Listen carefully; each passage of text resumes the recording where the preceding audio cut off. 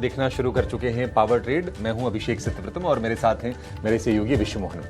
लगातार 3 दिनों की कमजोरी पर बाजार में कल हमने ब्रेक लगते हुए देखा और अच्छे संकेतों ने बाजार का मूड सुधार काम किया और निफ्टी कल की तेजी के बाद अब इस हफ्ते की जो टोटल जो गिरावट है निफ्टी बैंक में दोनों में 1% के आसपास की रह गई है। हालांकि बाजार के लिए एक चिंता ये है, चिंता क्या, अब लिक्विडिटी के लिहाज से चिंता कह सकते हैं कि जब बड़े आईपीओज आते हैं तो थोड़ी लिक्विडिटी पर असर उसका पड़ता है। लेकिन भारत अमेरिका के बीच क्या ट्रेड डील जल्द ही होने वाली है, इसके संकेत तो मिल रहे हैं। कल हमने देखा था कि अनंत नागेश्वरन चीफ इकोनॉमिक एडवाइजर का स्टेटमेंट आया था और उसके बाद शाम होते होते पीएम मोदी ने डोनाल्ड ट्रंप अमेरिकी राष्ट्रपति से बातचीत की। डिफेंस के मुद्दे पर, ट्रेड के मुद्दे पर, रीजनल कोऑपरेशन के मुद्दे पर, तमाम मुद्दों पर बातचीत हुई और बातचीत को काफी उन्होंने सफल बताया। तो उम्मीदें तो बधी हैं, उससे भी थोड़े अच्छे संकेत बाजार को लेने चाहिए। और आज हम देख भी रहे हैं कि गिफ्ट निफ्टी जो क्यों दे रहा है 120 अंक ऊपर खुलने की दे रहा है, यानी कि जो गिरावट हुई थी शुरुआत के 3 दिनों में, अब आखिरी 2 दिनों में, क्योंकि आज हफ्ते का आखिरी कारोबारी दिन, बाजार उसको ब्रिज करने के लिए पूरी तरह से कमर कसते हुए दिखाई दे रहा है। तो चलिए आगे हम चर्चा करेंगे। अगले 2.5 घंटे तो फोकस रहेगा ही रहेगा, तमाम क्यूज पर हम डिस्कस करेंगे, खबरों वाले शेयर होंगे, इसके अलावा इंडेक्स की रणनीति होगी, ब्रोकरेज रिपोर्ट्स होंगी। लेकिन 4 सबसे बड़े ट्रिगर जो बाजार की दशा दिशा आज तय करेंगे और आपकी नजर उन पर जरूर होनी चाहिए, सबसे पहले वो लेकर आएंगे। तो अमेरिकी बाजारों में कल हमने देखा कि मिला जुला कारोबार हुआ। डाउ S&P 500 ने नया रिकॉर्ड बनाया है और नैस्डैक में भी हमने देखा कि दिन के निचले स्तर से लगभग 280 अंकों के आसपास की रिकवरी रही। तो अमेरिकी बाजारों में यूएस फेड के फैसले के बाद हम देखें कि रौनक है, एटलीस्ट डाउ जोन्स जिसमें कि इंडस्ट्रियल्स ज्यादा हैं उनको अच्छा बेनिफिट मिला है। गिफ्ट निफ्टी की बात करें 26,100 के ऊपर कारोबार करता हुआ आपको दिखाई देगा। ध्यान रखिए फ्यूचर्स के लेवल होते हैं गिफ्ट निफ्टी के, लेकिन आज स्ट्रेंथ अच्छी है, 120 अंक ऊपर। और निश्चित तौर पर बाजार ना सिर्फ इसको रेस्पेक्ट करेगा बल्कि मुझे लगता है कि दिन के दौरान इसके ऊपर की भी चाल आपको देखने को मिल सकती है। हालांकि एक जो टेंशन बाजार के लिए है वो है फाइज की दिन बिकवाली। कल भी हमने कैश में सेल का ही फिगर देखा है, तो ये एक तनाव का विषय जरूर है। और रुपये की वीकनेस भी कल हम देख रहे थे, देखते हैं कि आज की चाल रुपए की क्या होती है। लेकिन जो सबसे बड़ा ट्रिगर बन सकता है भारतीय बाजारों के लिए वो है भारत और अमेरिका के बीच में होने वाली ट्रेड डील। पीएम मोदी की ट्रंप की बातचीत हुई है, पीएम मोदी और ट्रंप की जो बातचीत हुई है ये इंपॉर्टेंट इसलिए भी है क्योंकि रूस के राष्ट्रपति व्लादिमीर पुतिन के भारत दौरे के बाद ये दोनों नेताओं की पहली बातचीत हुई है और पीएम मोदी ने इसको काफी ज्यादा सकारात्मक बताया है। इंडिगो की तरफ से अपडेट आया है कि कैंसिलेशंस थम गए हैं और करीब 1900 फ्लाइट्स वो रोज ऑपरेट अब ये कर रहे हैं। तो कहीं ना कहीं जो स्थिति है सामान्य होने की तरफ बढ़ रही है इंटर ग्लोब एविएशन के लिए। हालांकि फ्लाइट्स को 10% कट करने का आदेश दिया गया है, लेकिन ऑपरेशंस सुधर रहे हैं और शेयर के भाव में भी हम स्थिरता देख रहे हैं। तो इंडिगो पर आज फिर से आप नजर रखिए चलिएगा। एसबीआई के लिए एक एक्विजिशन की खबर है। एसबीआई हम देख रहे हैं कि 950 रुपए के भाव को सपोर्ट करके थोड़ा चलने की कोशिश कर रहा है। देखते हैं कि अपना 999 वाला लेवल का पार करता है और 4 डिजिट में ये शेयर कब जाता है। वैसे जो चाल रही है वो ठीक ठाक रही है हाल फिलहाल की, अगर 2-3 सत्र को अगर हम छोड़ दें तो ये रहे बाजार के लिए 4 सबसे बड़े ट्रिगर।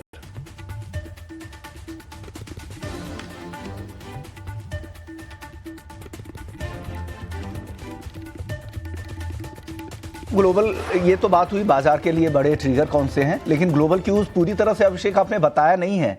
आप बताइए आगे क्या ग्लोबल क्यूज को कॉम्प्रिहेंसिव तरीके से बताइए, क्या दिख रहे हैं आज, किस तरह के दिख रहे हैं आपको? विश्वमोहन, ग्लोबल संकेत आज के लिए ना अच्छे दिख रहे हैं। अगर हम चाइना के मार्केट को छोड़ दें तो बाकी सारे के सारे बाजार हम देख रहे हैं कि वहां पर पॉजिटिविटी है। रिकॉर्ड ऊंचाई पर डाउ जोन्स बंद हुआ है और मैं चेक कर रहा था विश्वमोहन, ये अगर हम देखेंगे तो डाउ जोन्स में लगभग 15% के आसपास की तेजी हो गई है। और मैंने डाउ के साथ साथ बाकी बाजारों को भी चेक किया, जो भी मेजर इंडाइसेस हम चेक करते हैं या फिर निफ्टी से तुलना करते हैं, तो सारे के सारे जो बाजार रहे इस साल में अब चूंकि साल हम क्लोज करने जा रहे हैं, मुश्किल से 15-17 ट्रेडिंग सत्र बच गए होंगे इस साल में, तो आप निफ्टी में नेट जो रिटर्न है 9% के हैं, लेकिन डाउ जोन्स में 15% के, निकेई में करीब करीब 29% के, कोस्पी 73% ऊपर, हैंगसेंग 31% ऊपर, और डैक्स जो कि जर्मनी का बाजार है 21%, और फुटसी जो कि यूके का बाजार है 17.5%।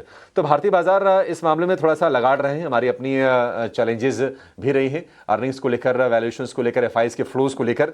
लेकिन आज के लिए जो ग्लोबल संकेत हैं, अगर आप नेस्डेक को छोड़ दें, नेस्डेक में भी लोअर लेवल से रिकवरी अच्छी आई थी, लगभग 280 अंकों के आसपास की रिकवरी आई। अदरवाइज तो माहौल ठीक था। वीजा, नाइकी, यूनाइटेड हेल्थ के चलते डाउ जोन्स को सपोर्ट मिला और 650 अंक चढ़ के डाउ जोन्स रिकॉर्ड ऊंचाई पर बंद हुआ है। अगर हम स्टॉक स्पेसिफिक अगर हम एक्शन की बात करें तो ओरेकल हमने देखा था कि कल हम बातचीत कर रहे थे कि आफ्टर मार्केट में शेयर टूटा था क्योंकि इनके आय के जो फिगर आए थे वो अनुमान से कमजोर आए थे, और एग्जैक्टली फिर कल जब एक्चुअल ट्रेडिंग आर था तो वहां पर हमने ओरेकल की पढ़ाई होते हुए देखी, शेयर ये 11% टूटा। लेकिन थोड़ी सी चिंता वाली बात ये रही, थोड़ी चौंकाने वाली भी चीज रही कि एक और कंपनी जो हम एआई से जोड़ के देखते हैं वो है ब्रॉडकॉम। अब ब्रॉडकॉम के नतीजे तो बेहतर आए, मतलब कोई दिक्कत की बात थी नहीं, लेकिन फिर भी हमने देखा कि शेयर ये आफ्टर मार्केट में 4.5% टूट गया है। हालांकि एक कंपनी है लुलू लेमन एथलेटिका, इसमें आफ्टर मार्केट में 10% के आसपास की हमने तेजी देखी है। तो ये कुछ स्टॉक स्पेसिफिक एक्शन रहे। जापान में तेजी लौटी है, 500 के ऊपर निकेई आपको कारोबार करते हुआ दिखाई देगा। हांगकांग की बात करें तो हैंगसेंग में करीब करीब 1% की बढ़त है। कोरिया में लगातार हमने 3 सत्र की गिरावट देखी, आज करीब करीब 1% के आसपास की तेजी है। लेकिन चाइनीज मार्केट में लगातार सत्र में कमजोरी है और ये आज 0.5% नीचे कारोबार कर रहा है। अन्य कमोडिटीज की अगर हम बात करें तो यूएस फेड की दरें घटी हैं, तो निश्चित तौर पर जो गोल्ड और सिल्वर है उनको सपोर्ट मिला है, और गोल्ड का भाव हम देख रहे हैं कि एक माह की ऊंचाई पर पहुंच गया है, 4300 रुपए डॉलर प्रति औंस के ऊपर है। और अगर हम चांदी की बात करें तो नए रिकॉर्ड लगातार बन रहे हैं, हमारे यहाँ भी बन रहे हैं। कल हमने देखा था कि एमसीएक्स पर भाव 1,93,000 रुपए के ऊपर निकल गए थे। और अगर हम इंटरनेशनल मार्केट की बात करें तो $64 के ऊपर हम सिल्वर के प्राइसेस देख रहे हैं। तो आज फिर से हिंदुस्तान जिंक, वैसे हम रोज चर्चा कर रहे हैं, आज फिर से हम हिंदुस्तान जिंक की चर्चा करेंगे, थोड़ा सपोर्ट आज के सत्र में मिल सकता है। हालांकि अगर हम क्रूड की बात करें तो क्रूड के फ्रंट पर ना अच्छी खबरें हैं। ब्रेंट क्रूड लोअर लेवल से थोड़ा सपोर्ट लेके $61.5 के आसपास आपको दिखाई देगा, लेकिन कल के इंट्राडे में जो भाव था 60.7 डॉलर प्रति बैरल के आसपास तक पहुंच गया था। और रूस और यूक्रेन के बीच में युद्ध विराम को लेकर कोशिशें चल रही हैं, देखते हैं कि कब तक ये चीजें फ्रैक्टिफाई होती हैं। लेकिन क्रूड एक रेंज में है और बिल्कुल कंफर्ट रेंज में, उसको लेकर कोई तनाव नहीं है। एक और अच्छी चीज हुई है कि यूएस फेड की दरें घटी हैं, तो डॉलर में भी थोड़ी सी नरमी आई है, और डॉलर इंडेक्स का भाव जो हम कल चर्चा कर रहे थे कि 99 के ऊपर था, वो घट के 98.5 के नीचे आ गया है। बॉन्ड यील्ड में कोई खास परिवर्तन नहीं है, थोड़ी सी नरमी आई थी, लेकिन 4.15% की ही यूएस में 10 ईयर के बॉन्ड यील्ड हैं। कुल मिलाजुला के डॉलर के फ्रंट पर या फिर क्रूड के फ्रंट पर यूएस मार्केट या फिर एशियन मार्केट, संकेत विश्वमोहन आज भारतीय बाजार के लिए ठीक ठाक दिखाई दे रहे हैं।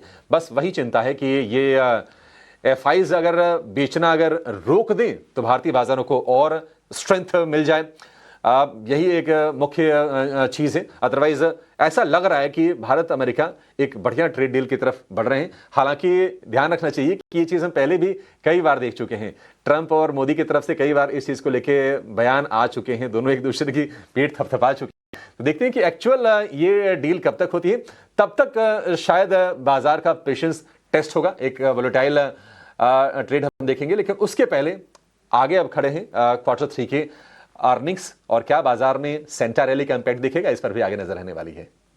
कि हालांकि सीजनल ऐसा हमने देखा है कि जो आखिरी जो तीसरे और चौथे हफ्ते होते हैं दिसंबर के, वो वीक होते हैं आमतौर पे हिस्टोरिकली। लेकिन चलिए, जो आप बात कर रहे हैं अभिषेक, जो सबसे अहम है वो ट्रेड डील, इसी पे आज हम शुरुआत करते हैं। और हमारे साथ ईटी नाउ स्वदेश के senior executive editor Sajeet Mangas sir भी है। Good morning sir. सर, शुरुआत आपसे कल मोदी और ट्रंप की जो बातचीत हुई है उसी से करते हैं। क्या यूएस ट्रेड डील की बात बनती दिखाई दे रही है क्या? और जो कल उन दोनों नेताओं से बात हुई है उससे आपका टेक अवे क्या है? देखिए, दोनों देशों के बीचों में बातचीत तो काफ़ी दिनों से चल रही है और ट्रेड डील के ऊपर भी चल रही है ये बातचीत। बट सबसे बड़ी बात ये है कि आप इसको स्ट्रैटेजिकली भी देखें कि मोदी और पुतिन की मीट हुई थी लास्ट वीक, और उसके बाद ये ट्रंप और मोदी की बातचीत हुई है। तो ये जो बातचीत है दोनों देशों के बीच में, वो एक तरफ से एक रुझान दे रही है कि ट्रेड डील आ सकता है, बट कब आएगा ये थोड़ा सा बोलना मुश्किल है, क्योंकि इसमें अभी भी काफ़ी चीज़ें हैं जो अभी तक रिजॉल्व नहीं हुई हैं। दोनों देश ये कह रहे हैं कि ये बातचीत बहुत ही कंस्ट्रक्टिव रही है और काफ़ी चीज़ों में सहमति भी हुई है, बट कुछ चीज़ें हैं जैसे नॉन टैरिफ बैरियर्स हो गए, आपके एग्री हो गए, या लेबर इंटेंसिव सेक्टर हो गए, जहाँ पर ये बातचीत अटकी हुई है। और कल सीए का अगर आप बयान भी देखेंगे तो वो उनका भी ये कह रहा है कि ये ट्रेड डील जो है मार्च तक होगी। तो बातचीत चालू है। यूएसटीआर का जो रिप्रेजेंटेटिव थे जो कल वापस गए हैं, वो भी ये कह रहे हैं कि इंडिया ने जो डील दी है अच्छी डील दी है अब तक की, पर ये सारी डील अभी कंसोलिडेट होने में और दोनों देशों के बीच में सहमति होने में अभी थोड़ा सा टाइम लग रहा है। कारण काफ़ी है। एक तो पॉलिटिकल अभी सेशन चल रहा है इंडिया में, और आगे जाके अगले साल आपका सुप्रीम कोर्ट का भी जजमेंट आना है यूएस में टैरिफ को लेके, तो उसमें भी क्लैरिटी है जो भारत चाहेगा कि भाई ये टैरिफ के ऊपर कुछ क्लैरिटी आए तो अच्छा रहेगा, उससे पहले जब वो ये डील साइन करेंगे। तो ये सारी चीज़ें पॉजिटिव डायरेक्शन में हैं। साथ में देखें तो रशिया और यूक्रेन की जो पीस टॉक की बात हो रही है, उसमें भी बातचीत चल रही है। अगर ये पहले आ जाता है तो जो एडिशनल 25% टैरिफ का बोला था रशियन ऑयल की वजह से, वो भी कम हो सकता है और बाद में आगे जाके और कम हो सकता है। तो ये सारी चीज़ें हैं जो बिल्डअप हो रही हैं। एक 2026 में इस पर कंक्लूजन आ सकता है, पहले 3 महीने या 4 महीनों में 2026 के, और उसके तहत ये एक पॉजिटिव मूवमेंट है। अब अगर आप पूछेंगे कि आज इससे कोई फ़र्क पड़ेगा, आज तो फ़र्क नहीं पड़ेगा और अगले कुछ महीने तक भी नहीं पड़ने की उम्मीद है, बट सेंटीमेंट पॉजिटिव है कि ये डील एक पॉजिटिव डायरेक्शन में जा रही है। और भारत की तरफ से देखें तो भारत ईयू के साथ भी बहुत एडवांस स्टेज में है ट्रेड डील के लिए। बाकी देशों के साथ, ओमान के साथ कर रहा है, इसराइल के साथ बातचीत चल रही है। तो बहुत सारे देशों के साथ भारत का ट्रेड डील और या फ्री ट्रेड एग्रीमेंट का डील चल रहा है।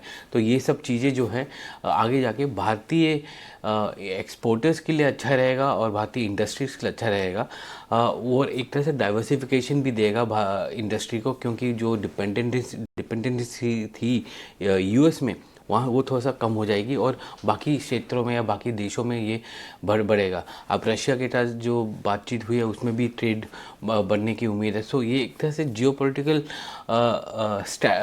के भारत उसके सेंटर में है, और यूएस भी है एक तरह से बातचीत जो चालू कर रहा है, क्योंकि काफ़ी प्रेशर है ट्रंप के ऊपर कि भारत के साथ जो रिलेशनशिप है वो मेंटेन किया जाए, क्योंकि भारत अभी रशिया और चाइना के तरफ काफ़ी रुझान दिखा रहा है, जैसे रिलेशनशिप बना रहा है अपना। तो वो भी एक चीज़ है जो प्ले करेगा इस एंटायर थिंग में कि टैरिफ किस तरह से जाएगा। आज की डेट में देखें तो टैरिफ सबसे ज़्यादा भारत के ऊपर है, और भारत उसके बावजूद भारत ग्रो कर रहा है, तो वो भी एक फैक्टर है देखने लायक। Sajeet sir, good morning. चलिए, हो जाए तो अच्छी बात है सर, और उम्मीदें तो हैं कि हाँ हो जाएंगी। अब देखना होगा कि समय कितना लगता है, अदरवाइज तो ये पूरा का पूरा साल हमने निकाल दिया अप्रैल से जो ट्रेड टॉक्स की या फिर टैरिफ की जो चर्चा हुई। एफआईज की पर आते हैं। कल हमने देखा कि एफआईज की तरफ से फिर से बिकवाली का आंकड़ा, हालांकि कैश में क्वांटम छोटा ही रहा 2000 करोड़ रुपए के आसपास का, लेकिन बिकवाली तो लगातार चल रही है। लेकिन एक अच्छी चीज ये थी कि कल इंडेक्स फ्यूचर में, स्टॉक फ्यूचर्स में छोटी छोटी सी बाइंग आई है। इसे आप कैसे देख रहे हैं? डीआईएस तो लगातार खरीद रहे हैं, आज ओवरऑल सेटअप फंड एक्शंस के हिसाब से कैसा है? देखिए, एफआईएस कंटिन्यूसली सेल कर रहे हैं और डीआईएस बाय कर रहे हैं, और हमने कल देखा कि म्यूचुअल फंड के नंबर जो आए थे बहुत अच्छे नंबर थे। नेट फ्लोज नवंबर में बहुत हाई थे, लगभग 29,000 करोड़ के आसपास फ्लोज आए थे। तो वो भी एक इम्पॉर्टेंट संकेत है कि बाज़ार में वॉलेटिलिटी होने के बावजूद इन्वेस्टर जो है म्यूचुअल फंड में पैसे डाल रहे हैं, और वो एक स्मार्ट मूव कर रहे हैं कि भाई पैसा वहाँ पर पार्क करो, क्योंकि रिटर्न्स वहाँ से आ सकते हैं ना कि बाज़ार में जहाँ पर वॉलीटिलिटी ज़्यादा देखने को मिल रही है। बट अगर एफआईएस का देखें तो एफआईएस अपने सेलिंग कंटिन्यू कर रहे हैं। हमने देखा कि रुपये भी गिरा है, नीचे गिरा है, और जो पैसा जा रहा है वो प्राइमरी मार्केट में जा रहा है। अब आज एक बड़ा आईपीओ खुल रहा है, आईसीआईसीआई प्रू एएमसी का 10,000 करोड़ के ऊपर का आईपीओ है, तो उसमें भी काफ़ी पैसा जाएगा। हमने ऑलरेडी देखा है कि कैसे मार्केट इन्वेस्टर्स ऑलरेडी इन्वेस्ट कर चुके हैं प्री आईपीओ और एंकर बुक में। तो वो एक चीज़ है जो आपको देखने को मिलेगी कि फ्लोज जो हैं सेकेंडरी मार्केट्स में प्रॉफिट बुकिंग होके वो प्राइमरी मार्केट में जा रहे हैं, जहां पर उनको थोड़े रिटर्न मिलेंगे in the short term. Okay sir, लेकिन क्या लग रहा है आपको, क्या यहाँ से कुछ रिकवरी की उम्मीद बाजार से कर रही है? और जो एफएनओ के संकेतों को देखते हुए आज निफ्टी और बैंक निफ्टी को लेकर क्या रणनीति बनानी चाहिए? देखिए, कल हमने देखा कि पुट राइटिंग हमने देखा 25,800 पे और 26,000 के लेवल पे, और मार्केट जो बंद हुआ लगभग 25,900 के आसपास बंद हुआ कल। तो ये वहाँ पर थोड़ा सा सपोर्ट देखने को मिल रहा है हमको निफ्टी के लिए। और अगर हम ऊपर की तरफ देखें तो हमने देखा कि कॉल अनवाइंडिंग हुए थे 25,800 में और 25,900 में, और 26,000 में थोड़ा सा कॉल राइटिंग देखने को मिली है। तो वहाँ पर थोड़ा सा रेजिस्टेंस देखने को मिल रहा है हमको। ये एक बैंड रहेगा 25,800 से 26,100 के आसपास, 100 के आसपास का बैंड जो है वहाँ पर मार्केट मूव करने का उम्मीद है। उसमें इतनी मूवमेंट नहीं दिख रही क्योंकि मोमेंटम नहीं है। जब मैं बोलता हूँ मोमेंटम नहीं है वो इसलिए क्योंकि बाइंग जो है वो एफआई के थ्रू आती है, वो मोमेंटम नहीं है, और एफआई सेल कर रहे हैं और प्रॉफिट बुकिंग हो रही है। तो वो एक है, डीआईएस जो है अब्जॉर्व कर रहे हैं मार्केट को, तो वहाँ मार्केट वहीं का वहीं रुका हुआ है। निफ्टी बैंक देखेंगे तो 59,500 से 60,000 के आसपास का उसका रेंज है। और हमने कल देखा कि एफआईएस ने जो नेट शॉर्ट किए थे निफ्टी फ्यूचर्स में, जिसकी वजह से ओपन इंटरेस्ट जो है लगभग 28,000 करोड़ का हो गया एफआईएस का सिर्फ निफ्टी फ्यूचर्स में, और निफ्टी बैंक में 5,700 करोड़ के आसपास है, जहां पर उन्होंने नेट लॉन्ग किए थे 524 करोड़ के। तो लॉन्ग्स जा रहे हैं बैंक्स में, और निफ्टी फ्यूचर्स में शॉर्ट्स ऐड हो रहे हैं। और ओवरऑल पोजीशंस अगर हम निफ्टी का देखें तो जिस तरह से शॉर्ट्स कवरिंग हुई हैं कल, नेट लॉन्ग पोजीशंस जो हैं वो लगभग 11.4% हो गए, 10.5% से बढ़ गए। तो लॉन्ग थोड़े से बड़े हैं। और हम आखिरी 2 हफ्तों में जा रहे हैं मार्केट के, साल के आखिरी मार्केट के, तो वहाँ पर एक्टिविटी, एफआई एक्टिविटी भी थोड़ी कम होती हुई दिखेगी आपको लास्ट 10 दिन में। तो वो पोजीशनिंग अभी चालू है, पर मार्केट में आज भी देखें तो शॉर्ट्स बहुत हाई हैं। ठीक है सजी सर, एक आखिरी चीज़, प्राइमरी मार्केट में लगातार एक्शन हम देख रहे हैं, और ये आईपीओ निवेशकों को तो हो सकता है फायदा हो रहा हो, लेकिन ये कि जो सेकेंडरी मार्केट में है वो थोड़े से परेशान हो रहे हैं लिक्विडिटी वगैरह के चलते। आप जरा बताइए कि ये आईसीसी प्रूडेंशियल के आईपीओ को आप कैसे देख रहे हैं? क्योंकि जो भी कंपनी इशू लेके आ रही है 10,600 करोड़ रुपए का, ये तो टोटल ओएफएस है, कोई ग्रोथ कैपिटल तो आ नहीं रहा है। हालांकि कंपनी की ग्रोथ को लेकर और इनके एयूएम के साइज को लेकर किसी के मन में कोई सवाल होगा नहीं। क्या रणनीति बनाए? क्या यहाँ से फर्दर पैसे बनेंगे अगर आईपीओ में कोई निवेश करता है तो? देखिए, भारत का सबसे बड़ा एएमसी है ये आईसीसी प्रूडेंशियल एएमसी, जिसमें जो जॉइनिंग चार्ज था 5149 का। प्रूडेंशियल अपना स्टेक बेच रहा है लगभग 10% आईपीओ के थ्रू। उसने उसके अलावा भी जो है प्री आईपीओ में अपना स्टेक बेचा है, काफ़ी मार्केट इन्वेस्टर्स को बेचा है, लाइफ इंश्योरेंस कंपनीज को बेचा है, सॉवरेन वेल्थ फंड्स और यूनिवर्सिटी एंडोमेंट फंड्स, उन सबको इन्होंने स्टेक बेचे हैं। तो लगभग अगर आप देखें तो 4900 करोड़ के आसपास का स्टेक उन्होंने प्री आईपीओ में बेचा है प्रूडेंशियल ने। और एंकर बुक में आपको देखें तो 3,621 या 22 करोड़ का जो है एंकर बुक कल क्लोज हुआ है, जिसमें 149 इन्वेस्टर्स हैं, 19 म्यूचुअल फंड्स ने पार्टिसिपेट किया है। काफ़ी आप नाम लीजिए और सारे फॉरेन इन्वेस्टर्स उसमें हैं, तो वो काफ़ी बड़ा है। 2061 से 2165 का प्राइस बैंड है, और सारे जो आए हैं तो upper end of the price band में आए हैं। तो प्राइस बैंड के हिसाब से प्राइस जो है थोड़ा सा बड़ा लगता है, पर from from valuation point of view अगर हम देखें तो वो उतना पी के कंपेयर टू HDFC AMC जो लिस्टेड है 10% डिस्काउंट के आसपास दिख रहा है। तो मार्केट या निवेशकों को अराउंड 10% का तो वो है, अगर क्योंकि लार्जेस्ट AMC है और अब अगर हम HDFC AMC के साथ कंपेयर करें तो 10% का डिस्काउंट है। वो तो टेबल पे दिख रहा है इन्वेस्टर्स को, और उसकी ऊपर कितना जाएगा वो मार्केट के ऊपर डिपेंड करेगा, पर वैल्यूशन वाइज उतना तो दिख ही रहा है।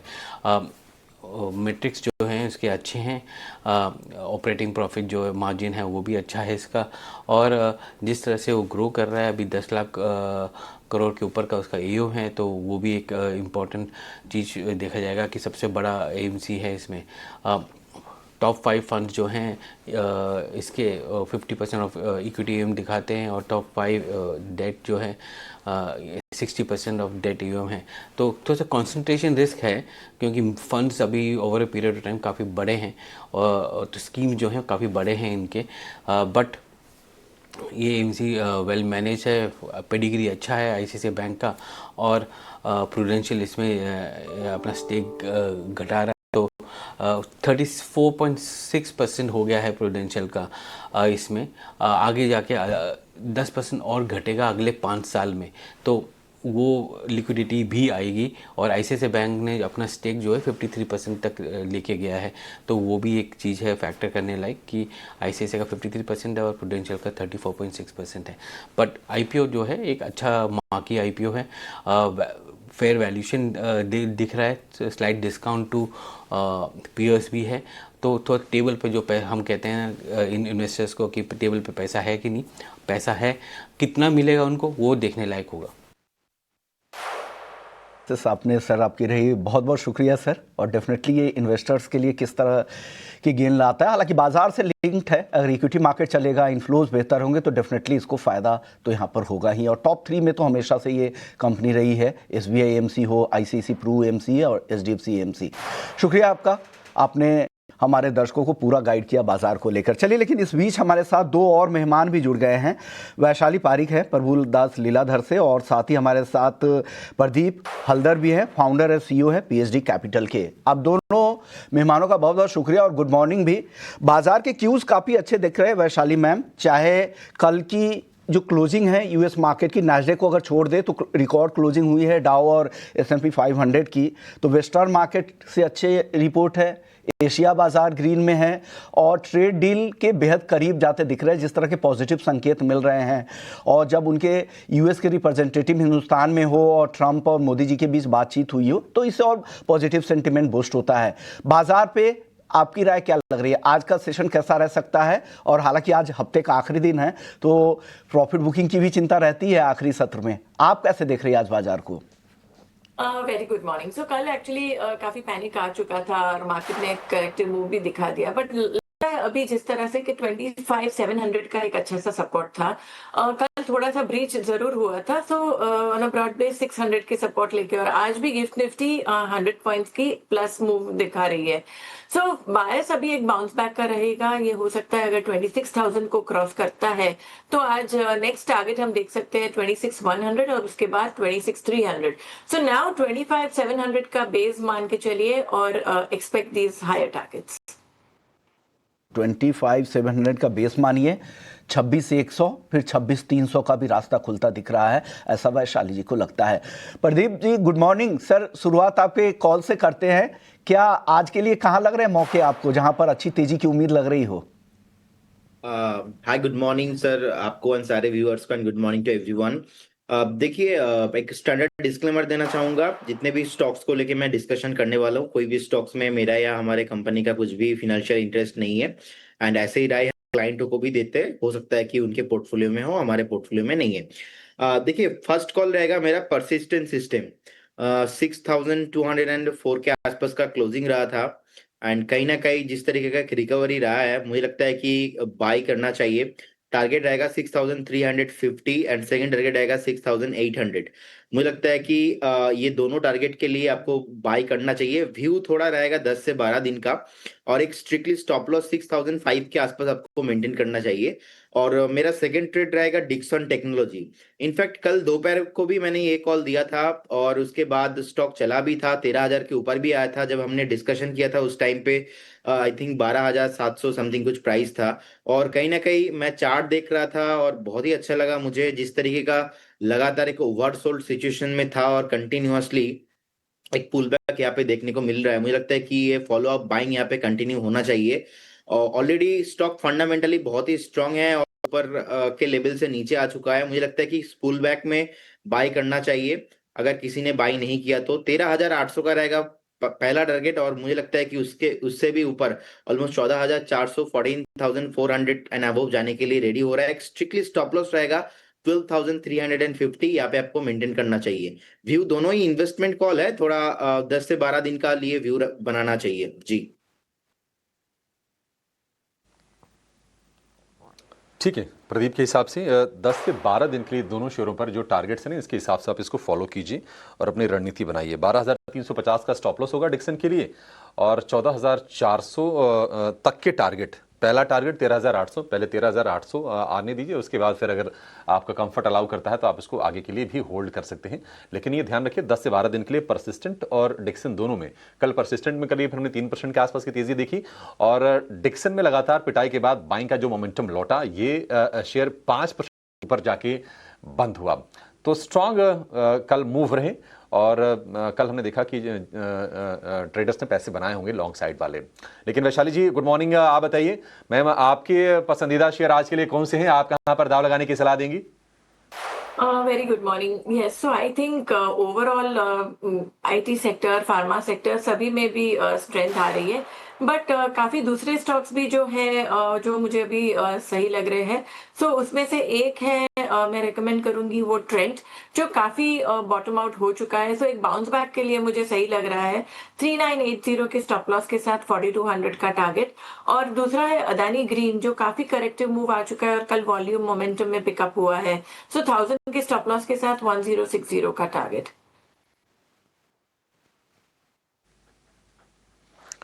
ठीक है, अडानी ग्रीन के लिए 1,000 रुपये का स्टॉप लॉस होगा और 1,060 रुपये के टारगेट होंगे। ट्रेंड के लिए 4,200 रुपये का टारगेट आप लगा के चलिए।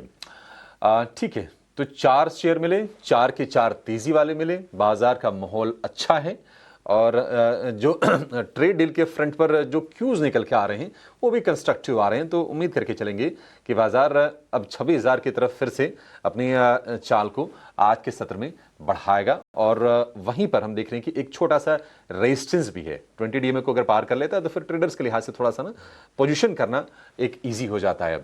लेकिन चलिए आज ये देख लेते हैं कि खबरों के दम पर आज एक्शन कौन से शेयरों में देखने को मिलेगा। बड़ी खबरों की लिस्ट लेकर हमारे साथ हमारी ये सहयोगी आशीषा अधवरी जुड़ गई हैं।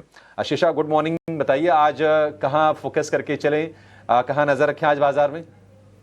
बिल्कुल, तो खबरों वाले शेयर्स में अभिषेक गुड मॉर्निंग। सबसे पहले नज़र डालेंगे टाटा मोटर पावर पर, जहां पर आरईसी के साथ आरईसी से उन्हें लेटर ऑफ इंटेंट मिला है, ऑर्डर मिला है आरईसी पावर डेवलपमेंट से। और उनका कहना है कि याद रखें जजूरी हिंजेवाड़ी पावर ट्रांसमिशन के लिए 150 करोड़ का ये ऑर्डर है। तो इस खबर के दम पर टाटा पावर इस स्टॉक पर अपनी नज़र रखे। हुनासा कंज्यूमर, इनके लिए भी एक पॉजिटिव खबर निकल कर आई है, जहां पर कंपनी ने मेंस पर्सनल केयर मार्केट में एंट्री ले ली है। उन्होंने एक एक्विजिशन किया है जिसके चलते मेंस पर्सनल केयर मार्केट में अब कंपनी की एंट्री होती हुई नजर आई। तो पॉजिटिव खबर हुनासा कंज्यूमर के लिए भी निकल कर आई है। कई सारी कंपनियों को कई सारे ऑर्डर्स मिले हैं, तो उस पर अब नज़र डालते हैं। सबसे पहले NBCC कंपनी को 290 करोड़ का ऑर्डर मिला है। 2 नए क्लाइंट से ये ऑर्डर मिला है, करीब 290 करोड़ का ये ऑर्डर।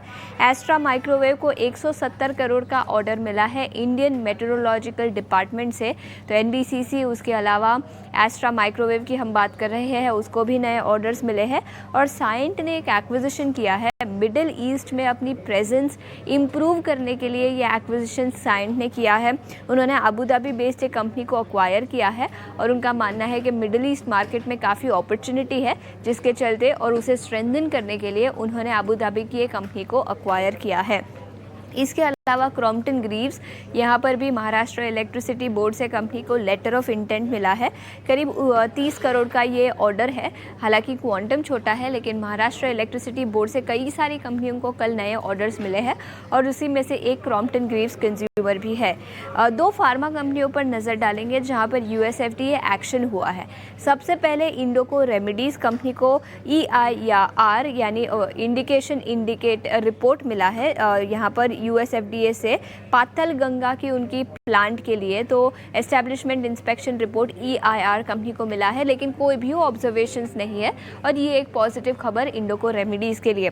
लेकिन पिरामल फार्मा को भी यूएसएफडीए से एक्शन आया है, लेकिन 4 ऑब्जर्वेशंस मिले हैं कंपनी की केंटकी यूएसए में जो फैसिलिटी है उसके लिए 4 ऑब्जर्वेशंस मिले। तो नेगेटिव खबर पिरामल फार्मा के लिए यूएसएफडीए एक्शन के दम पर निकल कर आई है। किर्लोस्कर फेरस इंडस्ट्रीज कंपनी ने अपने ऑपरेशंस टेम्पररी सस्पेंड किए हैं। हिरियूर प्लांट कर्नाटका में है। उनका मानना है कि मेंटेनेंस और रिपेयर सर्विसेज के लिए टेम्पररी सस्पेंड कर दिए हैं किर्लोस्कर फेरो इंडस्ट्रीज ने अपने ऑपरेशंस। इंटरग्लोब एविएशन के लिए भी एक खबर निकल कर आई है जहां पर कंपनी ने बताया कि पीटर इल्बर्स को अब इन्वेस्टिगेशन के लिए बुलाया गया है। 12 दिसंबर को कमिटी ऑफ ऑफिसर्स DGCA के सामने अपीयर करना होगा, इन्वेस्टिगेशन होगा, फ्लाइट डिस्ट्रप्शंस क्यों है और उनको जवाब देंगे होंगे, जिसके चलते इंटरग्लोब एविएशन पिछले कुछ दिनों से इन एनी केस फोकस में रहा है। इस खबर के दम पर आज फिर एक बार फोकस में रहेगा। संघवी मूवर्स और एक्शन कंस्ट्रक्शन इक्विपमेंट दोनों ही कंपनियों ने एक MOU साइन किया है। हेवी स्ल्यू क्रेन्स इंडिया में इंडिजीनियस यानी इंडिया में डोमेस्टिक मैन्युफैक्चरिंग के लिए यहाँ पर दोनों ही कंपनियों ने टाई अप किया है। दोनों ही लिस्टेड कंपनी है। तो संघवी मूवर्स और एक्शन कंस्ट्रक्शन इक्विपमेंट ACE जिसे कहा जाता है, दोनों ही कंपनियों पर अपनी नज़र रखें। लास्ट में बात करेंगे पाइन लैब्स की। हाल ही में लिस्ट हुई थी ये कंपनी। 3% का जो लॉक इन था वो आज खुल जाएगा, तो शायद नेगेटिव प्रेशर, सेलिंग प्रेशर यहाँ पर नज़र आ सकता है। तो इस खबर के दम पर पाइन लैब्स पर भी अपनी नज़र रखें। तो कई सारे स्टॉक्स जो खबरों के दम पर फोकस में रहेंगे, कई सारी खबरें, बड़ी खबरें निकल कर आई है, तो यहाँ पर भी अपनी नज़र रखें।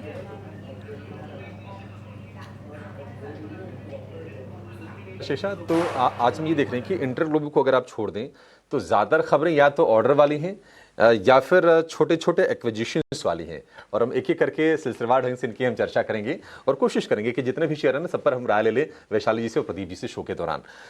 लेकिन वैशाली मैम, आपसे हम ये जानना चाहेंगे, क्या इंटरग्लोब एविएशन इसका बॉटम बन गया? क्योंकि हमने देखा कि 4650 रुपए तक गिरने के बाद कल शेयर ने रिकवरी दिखाई और हर निशान में जाके बंद हुआ है। ऑपरेशन सामान्य हो रहे हैं और देखिए, हो सकता है कि अब ये 10% फ्लाइट इनकी कम की गई है, तो लॉन्ग टर्म में जाके अब ये 64-65% का जो मार्केट शेयर है वो घट के 60-62% हो जाए।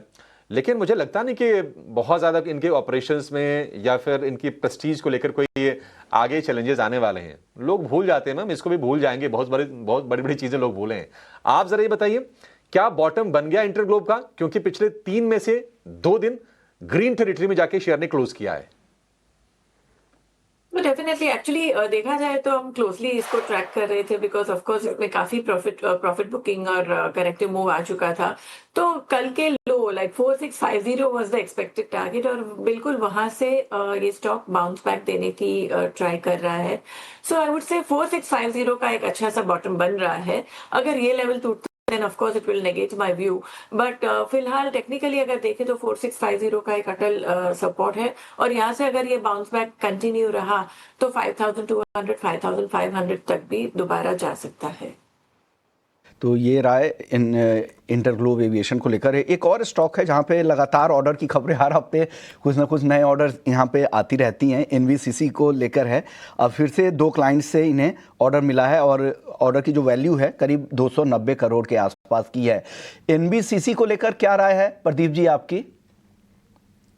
देखिए, ओवरऑल चार्ट स्ट्रक्चर देखेंगे अभी भी उतना स्ट्रांग है नहीं। कहीं ना कहीं एक रेजिस्टेंस बना था 119-120 के आसपास। तो मुझे लगता है कि एटलीस्ट 120 के ऊपर सस्टेन होना बहुत इंपॉर्टेंट रहेगा। अगर 120 के ऊपर सस्टेन होता है देन आपको 130 तक ही मोमेंटम हो सकता है, लेकिन 130 में भी रेजिस्टेंस है। अगर हम देखेंगे अगस्त 24 वहां पे भी ऑलमोस्ट 128-129 के आसपास का रेजिस्टेंस था। उसके बाद अगर जून 25 में भी देखेंगे 130 के आसपास का रेजिस्टेंस था। मतलब मोटा मोटा स्टॉक को चलने के लिए 130 के ऊपर क्लोजिंग होना बहुत इंपॉर्टेंट है।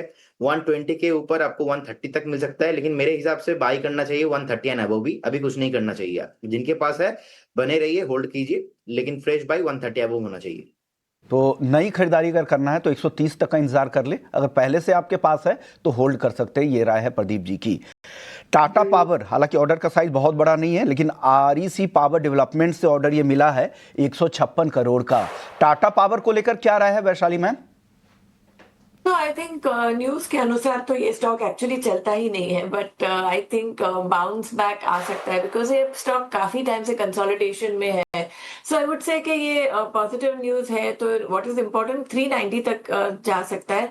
अनलेस एंड अनटिल ये स्टॉक 390 के ऊपर सस्टेन करे, आई थिंक ये बिल्कुल साइडवेज में ही है। और अगर 390 के ऊपर सस्टेन करता है तो आई थिंक फर्दर बाउंस आ सकता है 400। The actual strength, actual rally दिख सकती है 420 के ऊपर ही। सो वेरी स्मॉल रेंज, तो वही रेंज को पकड़ के चलिए। चलिए, ये राय है टाटा पावर। यहां से 10 रुपए की ज्यादा, लेकिन बहुत ज्यादा एक्शन की उम्मीद यहां पर नहीं लग रही है इनको। अगले कुछ और स्टॉक एस्ट्रा माइक्रोवेव को लेकर है। यहां पर भी ऑर्डर, जैसा अभिषेक कह रहे थे, ज्यादातर खबरें आज हैं ऑर्डर से रिलेटेड, ज्यादा खबरें यहां आ रही हैं। आईएमडी से कंपनी को 171 करोड़ का ऑर्डर मिला है। एस्ट्रा माइक्रोवेव का चार्ट आपको कैसा लग रहा है प्रदीप जी? सर यहाँ पे देखेंगे कहीं ना कहीं एक मुझे लगता है कि बेस बन चुका है। अगर हम ऊपर से देखेंगे ऑलमोस्ट 1250 से स्टॉक नीचे आते आते 900 के आसपास आ चुका है। तो ज्यादा यहाँ पे नीचे आने का पॉसिबिलिटीज लगता नहीं है। मुझे लगता है कि अगर 900 को होल्ड कर पाता है स्टॉक, फिर से आपको अगेन 1050 1100 एंड अबव प्राइस आते हुए दिखाई देंगे। और एक स्टॉप लॉस यहाँ पे 850 के आसपास मेंटेन करना चाहिए। स्टॉक ऑलरेडी ओवरसोल्ड सिचुएशन में है, तो बिल्कुल बाय करने का सलाह रहेगा। स्ट्रैगर मैनर पे बाय कीजिए। अभी 904 के आसपास का प्राइस है। यहाँ पे आप थोड़ा बहुत इन्वेस्ट कीजिए, बाकी का आप कभी भी अगर 880 870 के आसपास आता है देन यू शुड इन्वेस्ट। जी ठीक है, एस्ट्रा माइक्रोवेव को लेकर ये सलाह आपके लिए। एक और कंपनी के लिए एक खबर आई है, पिरामल फार्मा। ऑलरेडी हम देख रहे हैं कि शेयर ये काफ़ी कमज़ोर हो चुका है और अपने 52 हफ्ते के निचले स्तर पर कारोबार कर रहा है। लेकिन इनके अमेरिका में एक यूनिट है लेंसिंगटन केंटकी में, और उसके लिए उसकी जांच की थी इसी महीने यूएस एफडीए ने, और 4 ऑब्जर्वेशंस दिए हैं और फॉर्म 483 इशू किया है। अब ये फॉर्म 483 इशू किया जाता है जब हम देखते हैं कि क्वालिटी कंट्रोल के लेकर कोई इशू होते हैं या फिर हाइजीन को लेकर कोई प्रॉब्लम होती है, तो उम्मीद ये की जा रही है कि शायद VAI स्टेटस मिल जाए, यानी कंपनी खुद ही मेजर्स उठाए और चीज़ों को दुरुस्त कर ले, फर्दर का एक्शन ना हो। आगे देखते हैं क्या इसको अपडेट लेकर निकल के आता है। लेकिन ये शेयर कमजोर रहा है वैशाली में। आज हो सकता है कि इस पर नेगेटिव रिएक्शन और मिले। क्या राय होगी आपकी? वीक ओपनिंग के बाद क्या करना चाहिए शेयर में? I think of all the pharma stock, ये स्टॉक काफी पीटा हुआ है, कुछ अपवर्ड मूव ही नहीं दिख रहा है। But purely on technical levels अगर हम देखें तो आई थिंक काफी ओवरसोल्ड हो चुका है। 160 would be the final support. मैं वीकली चार्ट भी देख रही हूँ, तो I think 150 160 is the final support. तो एक खरीदारी का वैल्यू बाइंग हो सकती है and look for a target of 190।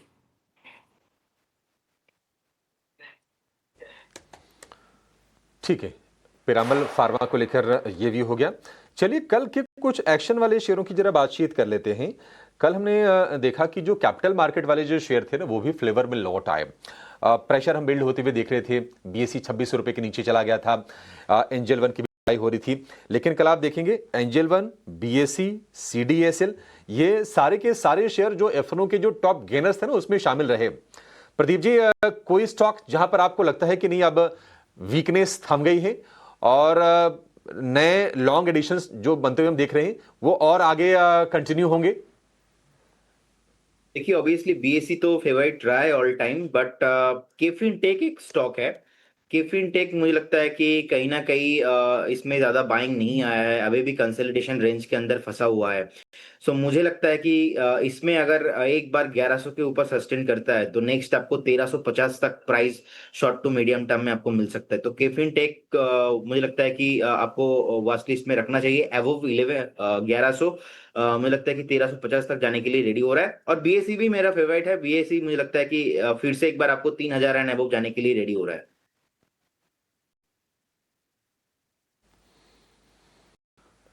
ठीक है, ये राय आपके लिए हो गया बीएसई के शेयर को लेकर। लेकिन आज रिपोर्ट्स कौन सी आई हैं जिन पर आपकी नजर होनी चाहिए और बाजार में उनका एक्शन देखने को मिलेगा? हमारी सहयोगी तृप्ति उपाध्याय जुड़ गई हमारे साथ। तृप्ति, गुड मॉर्निंग। बताइए कौन सी रिपोर्ट्स हैं जिन पर आज फोकस होगा? बिल्कुल अभिषेक, गुड मॉर्निंग। और यहाँ पर गोल्डमैन सैक्स ने एलएनटी पर अपनी रिपोर्ट दी है। उन्होंने न्यूट्रल से अपग्रेड करके खरीदारी की राय यहाँ पर दी है। लक्ष्य भी बढ़ा दिया है, 3730 से बढ़ाकर 5000 रुपये पर शेयर का लक्ष्य दिया है। कंपनी अब लगातार री रेटिंग की ओर यहाँ पर बढ़ रही है। मजबूत ऑर्डर बैकलॉग और कम वर्किंग कैपिटल से यहाँ पर ग्रोथ को सपोर्ट मिलता हुआ नजर आ रहा है। मार्जिन में सुधार होने से अब जो अगली अर्निंग्स होगी वहाँ पर ग्रोथ की उम्मीदें जता रहे। साथ ही डिफेंस, ग्रीन हाइड्रोजन और न्यूक्लियर पावर में कंपनी तेजी से विस्तार कर रही है, जिसके चलते इन्होंने अपनी रेटिंग को अपग्रेड किया है एलएनटी पर। सिटी ने आईजीएल पर अपनी राय दी है। यहाँ पर क्लीन फ्यूल पर बढ़ते फोकस से आउटलुक बेहतर नजर आ रहा है। सीएनजी वॉल्यूम ग्रोथ में 7% सीएजीआर की रिकवरी की उम्मीद जता रहे हैं। साथ ही ईवी कैब ट्रांजिशन को लेकर भी अब थोड़ी सी चिंताएं कम होती हुई नजर आई है, क्योंकि सरकार फ्लेक्सिबल टाइमलाइन पॉलिसी लेकर आने वाली है। इस पर जीएसटी कटौती से सीएनजी गाड़ियों के रजिस्ट्रेशन में यहाँ पर बढ़ोतरी होती हुई नजर आई। सिटी ने टीसीएस पर अपनी राय दी है। बिकवाली की राय यहाँ पर इन्होंने रखी है। लक्ष्य 2835 का रखा है। डिमांड कमजोर है लेकिन अभी भी स्थिर बनी हुई है। सेकेंड हाफ में कुछ तेजी की ये उम्मीद लगा रहे हैं। कम्युनिकेशन यहाँ पर कम्युनिकेशन और मीडिया इनको थोड़े से कमजोर लग रहे हैं। नॉर्थ अमेरिका का जो प्रदर्शन है वो यूरोप से बेहतर रहा। साथ ही टैलेंट में बड़े स्तर पर यहाँ पर बदलाव हो रहा है, क्योंकि निश स्किल हायरिंग बड़े पैमाने पर कंपनी कर रही है। साथ ही फ्रेशर इनटेक ले रही है और लोकलाइजेशन पर भी इनका फोकस है। एलारा ने नोवोको विस्तास पर अपनी राय दी है। खरीदारी की राय है। लक्ष्य इन्होंने बढ़ाया है, 438 से बढ़ाकर 470 का लक्ष्य दिया है। कंपनी 38% से कैपेसिटी एक्सपेंशन कर रही है, जिसके चलते FY28 के फर्स्ट हाफ में हम देख सकते हैं कि इनकी क्षमता कैपेसिटी जो है वो करीब 35 मीट्रिक टन हो जाएगी। कैपेक्स प्रोग्रेस टाइमलाइन पर है, इसकी प्रोग्रेस अच्छी जा रही है। FY28 से 28 का जो एक्सपेक्टेशन है उसमें कंसोलिडेटेड एबिडा ग्रोथ ये 18% की एक्सपेक्ट कर रहे हैं। प्रीमियमाइजेशन और एफिशिएंसी सुधार पर लगातार कंपनी का फोकस यहाँ पर जारी है। मॉर्गन स्टैनली ने ब्रेनबीस सॉल्यूशंस पर अपनी राय दी है। ओवरवेट की रेटिंग दी है लेकिन लक्ष्य घटा दिया है। 417 से घटाकर 365 का लक्ष्य कर दिया है। FY26 में इंडिया सेगमेंट रेवेन्यू देखिए 13% से घटकर 10% किया। साथ ही FY27 से 29 तक के लिए नेट प्रॉफिट अनुमान भी 1 से 4% तक इन्होंने घटाया है। कोर बिजनेस में उम्मीद से धीमी ग्रोथ यहाँ पर ये एक्सपेक्ट कर रहे हैं, जिसके चलते इन्होंने रेटिंग तो ओवरवेट की दी है लेकिन लक्ष्य को घटा दिया है। जी ठीक है तृप्ति, बहुत शुक्रिया आपका ये सारी की सारी जानकारी देने के लिए। तो मैं रिपोर्ट्स देख रहा था कि सारे रिपोर्ट्स 2 रिपोर्ट्स आई हैं लार्ज कैप्स को लेकर, और एक बहुत अच्छी रिपोर्ट है गोल्डमैन सैक्स की एलएनटी पर, और सिटी की जो रिपोर्ट है थोड़ी निराशाजनक है टीसीएस के लिए, क्योंकि उन्होंने सेल की राय दी है। टारगेट भी काफ़ी नीचे का दिया है 2825 रुपये का। लेकिन हम एलएनटी की बातचीत पहले करते हैं और इस पर राय लेंगे वैशाली जी आपसे।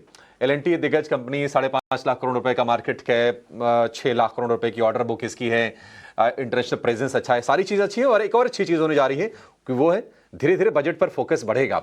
इस साल की बात करें तो हम देख रहे हैं कि बिल्कुल जैसा प्रदर्शन निफ्टी का रहा है वैसे ही रिटर्न्स एलएनटी ने भी जनरेट करके दिए हैं। आप जरा बताएंगे मैम, 4000 रुपए का शेयर तो है अभी, इन्होंने टारगेट बढ़ा के कर दिया है 5000 का, और रेटिंग भी अपग्रेड की है। आज भाव में हो सकता है कि एक्शन थोड़ा हम देखें। आपकी राय ट्रेड को लेकर? देखिए एक्चुअली ट्रेंड काफी स्ट्रांग है और इंडिकेटर्स में भी कुछ एग्जॉशन है नहीं। इनफैक्ट मैं जब देख रही हूँ तो मुझे लग रहा है कि न्यू राउंड ऑफ मोमेंटम की शुरुआत हो सकती है। सो 3900 का सपोर्ट बन रहा है नियर के लिए। और नियर टर्म टारगेट भी जो दिख रहा है 3900 का सपोर्ट, और ये अगर फेवरेबल रहा और अपवर्ड मूव गया तो 4150 टू 4200 का एक टारगेट रेजिस्टेंस दिख रहा है। एक्सटेंडेड टारगेट्स तभी बनेंगे अगर हम ये स्टॉक को 4200 के ऊपर सस्टेन करते हुए देखें, तो we can expect higher targets of 4600 and so on. So फिलहाल व्यू पॉजिटिव है, 3900 का सपोर्ट और 4200 का टारगेट रेजिस्टेंस।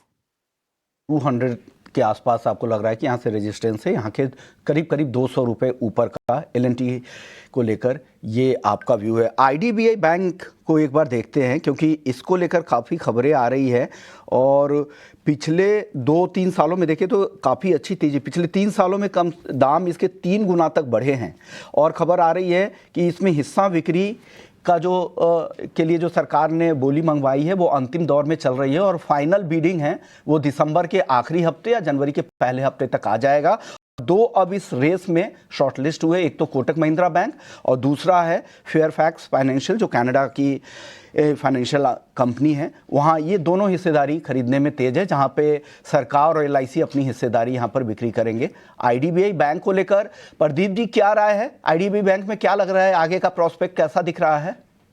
देखिए, मुझे लगता है कि यहाँ पे 100 के ऊपर ही कोई व्यू बनाना चाहिए, क्योंकि आप देखेंगे 2014 का भी प्राइस था ऑलमोस्ट 105 के आसपास, वहां से नीचे आ गया। इनफैक्ट 24 में भी हमने देखा 103 के आसपास के स्टॉक नीचे आ गया ऑलमोस्ट। मैं recently triple top monthly chart पे देख पा रहा हूँ कि 100 के ऊपर एटलीस्ट सस्टेन नहीं हो रहा है। सो कहीं ना कहीं एक 100 एंड 102 एक साइकोलॉजिकल लेवल है। तो मुझे लगता है कि 100 के ऊपर अगर सस्टेन करता है then we should review, at least हमें रिव्यू करना चाहिए, लेकिन अभी तो कुछ नहीं करना चाहिए, अभी अवॉइड रहेगा। देखिए तो खबरें वाले से वैशाली मैम आपकी भी राय चाहिए आईडीबीआई बैंक पर। अब 2022 का जुलाई का देखिए 30 रुपए का भाव था, ये स्टॉक बढ़ के अब 95 के ऊपर आ चुका है। यहाँ से कुछ और पोटेंशियल लग रहा है इस तरह की अगर खबरें आएंगी, अगर दो यहाँ पर रेस में है। कोटक महिंद्रा बैंक को लेकर भी खबरें काफ़ी तेज है कि उनका भी है, लेकिन फेयरफैक्स कोशिश कर रहा है कि कैश ऑफर दे, तो कौन लुक्रेटिव ऑफर देता है ये देखने वाली बात होगी। क्या लग रहा है आईडीबीआई बैंक को क्या फायदा होगा, कैसा चार्ट पे कैसा दिख रहा है ये अब? प्रैक्टिकली मैं कहूंगी एक प्रीवियस हाई जो 105-106 के पास आके फिर रिट्रेस हुआ है। सो करंटली एक अच्छा सा सपोर्ट है बिटवीन 92-93 लेवल्स। अगर ये सपोर्ट इंटैक्ट रहता है और ये फेवरेबल न्यूज से अगर ये अपवर्ड मूव आता है तो नियर टर्म रेजिस्टेंस भी रहेगा 98-99। सो फिलहाल मैं कहूंगी 92 और 99 की रेंज बनी रहेगी। ओनली अबाउ 100 लेवल्स हम देख सकते हैं कि यस ये स्ट्रेंथ दोबारा पिकअप करेगा और परहैप्स गो हायर। सो फिलहाल एक खरीदारी का मौका बन सकता है, रिस्क रिवॉर्ड रेशियो फेवरेबल बन रहा है।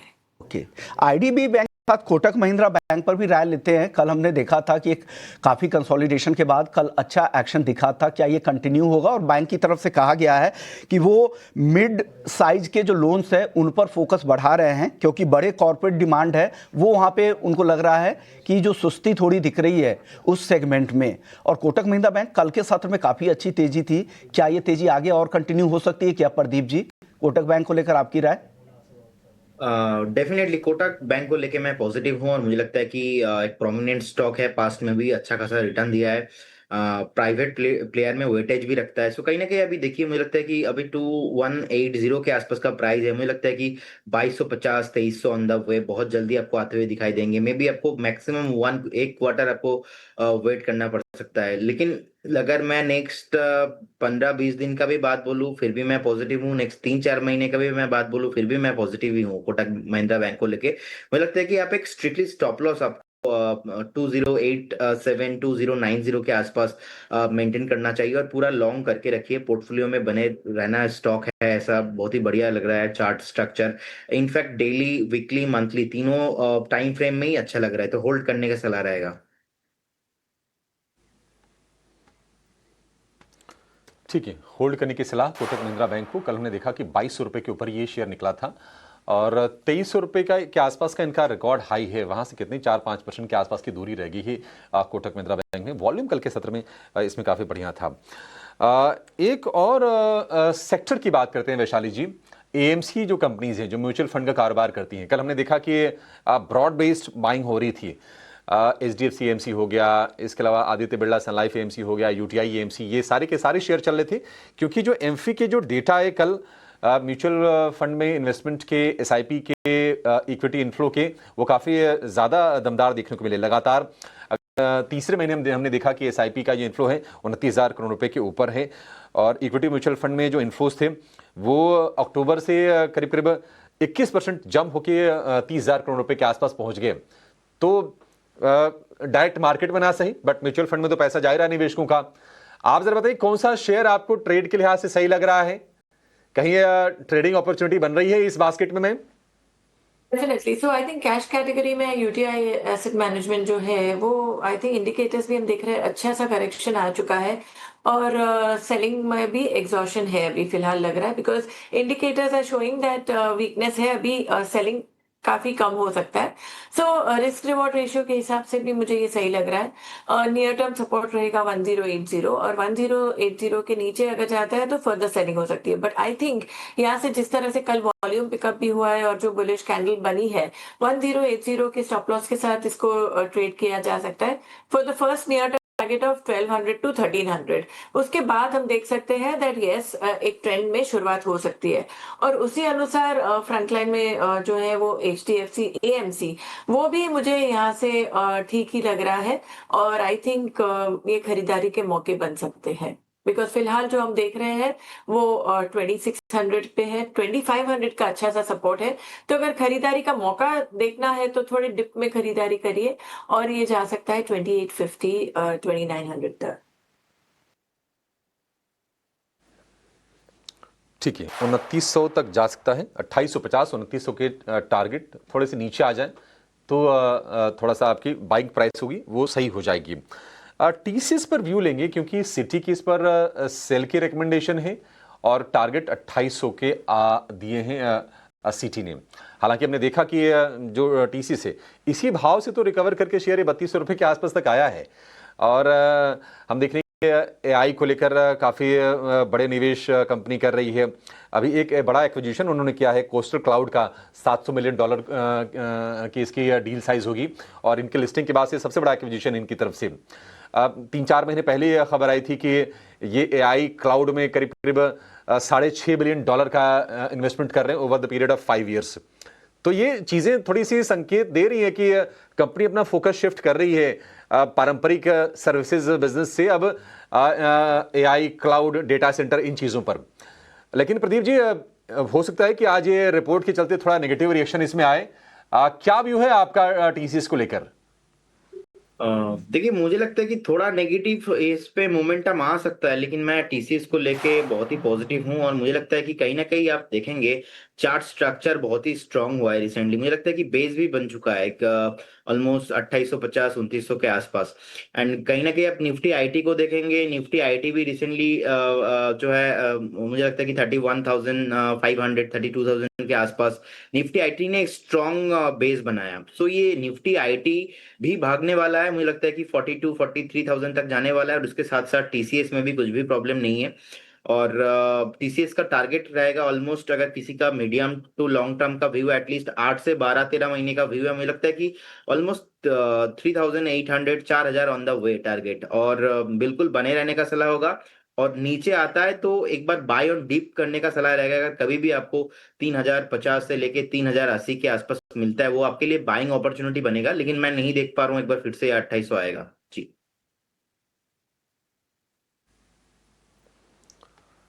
ठीक है, टाटा कंसल्टेंसी सर्विसेज यानी कि TCS को लेकर ये व्यू। और देखिए, 2-3 चीज़ें अच्छी हैं इनके लिए।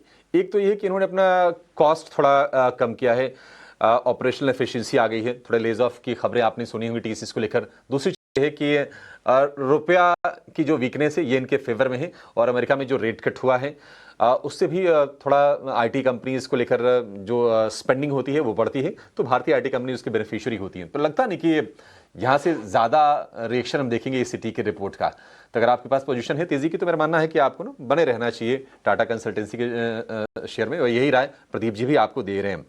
हुनासा कंज्यूमर को लेकर भी एक छोटी सी खबर आई थी कि इन्होंने मेंस पर्सनल केयर मार्केट में एंट्री की है, और रेजिनाल्ड मेन का इन्होंने अधिग्रहण किया है।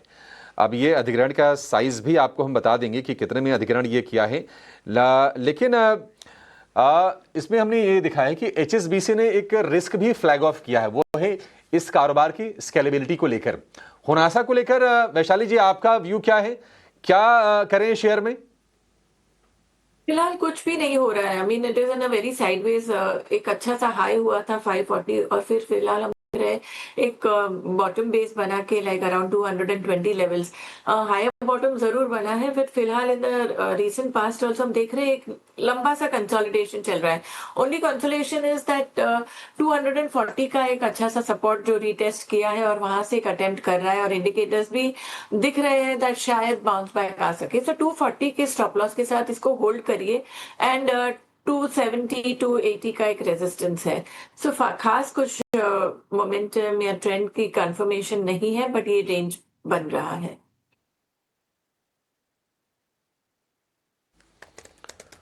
ठीक है, होनासा कंज्यूमर को लेकर ये व्यू।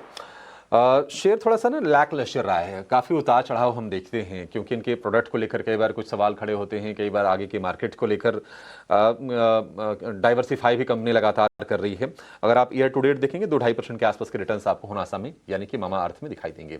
चलिए एक छोटे से ब्रेक के लिए रुकेंगे और ब्रेक के बाद जब लौटेंगे तो हमारे तो रेडी अब आपके साथ लगातार तैयार हैं और हेडलाइंस के साथ हम करेंगे मार्केट्स लाइव की शुरुआत। आपकी जाएगा नहीं।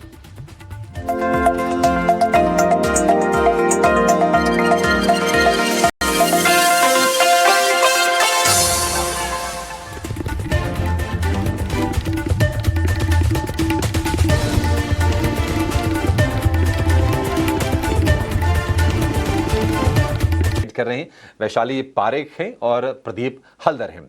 लगातार 3 दिनों की गिरावट के बाद बाजार के लिए आज के लिए जो संकेत हैं वो अच्छे हैं। गिफ्ट निफ्टी आपको करीब 120 अंक ऊपर दिखाई देगा। कल भी हमने तेजी बाजार में लौटते हुए देखी थी और आज भी ऐसा लग रहा है कि मोमेंटम जो है वो बाजार में भरपूर रहने वाला है। खबरों के एक्शन की हम बातचीत कर रहे हैं और कल के सत्र में जो शेयर तेजी से चले उनकी भी हमने चर्चा की। एक बार जरा प्री ओपन के लेवल देख लेते हैं और फटाफट। अच्छा, MCX पर चांदी में गिरावट पर कारोबार आज हो रहा है। कल हमने लगभग 3,500-4,000 रुपये की तेजी देखी और आज आप ये देखिए कि MCX पर सिल्वर 1,98,036 गिरावट है। कितने? आधे % के आसपास की गिरावट पर हम कारोबार देख रहे हैं। 1,200 रुपये नीचे आपको सिल्वर कारोबार करता हुआ दिखाई देगा। प्री ओपन में निफ्टी है करीब 70 अंक ऊपर, सेंसेक्स करीब 200 अंक ऊपर। शुरुआत आज अच्छी होगी, इसके संकेत तो ग्लोबल बाजारों से भी मिल गए थे। एक शेयर जिस पर आपसे वैशाली में व्यू चाहिए वो है वोडाफोन आइडिया का। 11 रुपये 20 पैसे तक हमने शेयर को जाते हुए देखा और 4-5 से अगर हम पीछे से तुलना करें 6.25 रुपए से अब 11.25 रुपए का भाव हो गया है, इस उम्मीद में कि सरकार से इनको AGR ड्यूज के मोर्चे पर राहत मिल जाएगी। क्या करें वोडाफोन आइडिया के जो ट्रेडर हैं जिन्होंने उस भाव पर लिया होगा, क्या वो अभी होल्ड करके रखें पोजीशन? कल देखा तो वॉल्यूम अच्छा सा पिकअप हुआ और 11 के ऊपर भी क्लोज आया है। सो उम्मीद रखते हैं कि ये होल्ड करिए 10.70 का स्टॉप लॉस के साथ। ये इन ऑल लाइकलीहुड जिस तरह से कल का मूव है, वी आर ऑप्टिमिस्टिक कि ये स्टॉक जा सकता है टुवर्ड्स 12 रुपये, 12.50 और 13। सो ये 3 टारगेट्स ओपन टारगेट्स दिख रहे हैं एंड 1080 1070 के स्टॉप लॉस के साथ।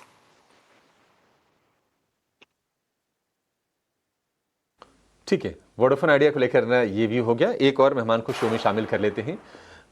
मोतीलाल ओसवाल से शिवांगी साड़ा हमारे साथ जुड़ गए हैं। शिवांगी जी, बहुत शुक्रिया आपका समय देने के लिए। Good morning. आपके ट्रेड से, आपके शेयरों से शुरुआत कर लेते हैं। बताइए आप कहां पर आप फोकस करने की सलाह देंगी, कहां पैसे बन जाएंगे?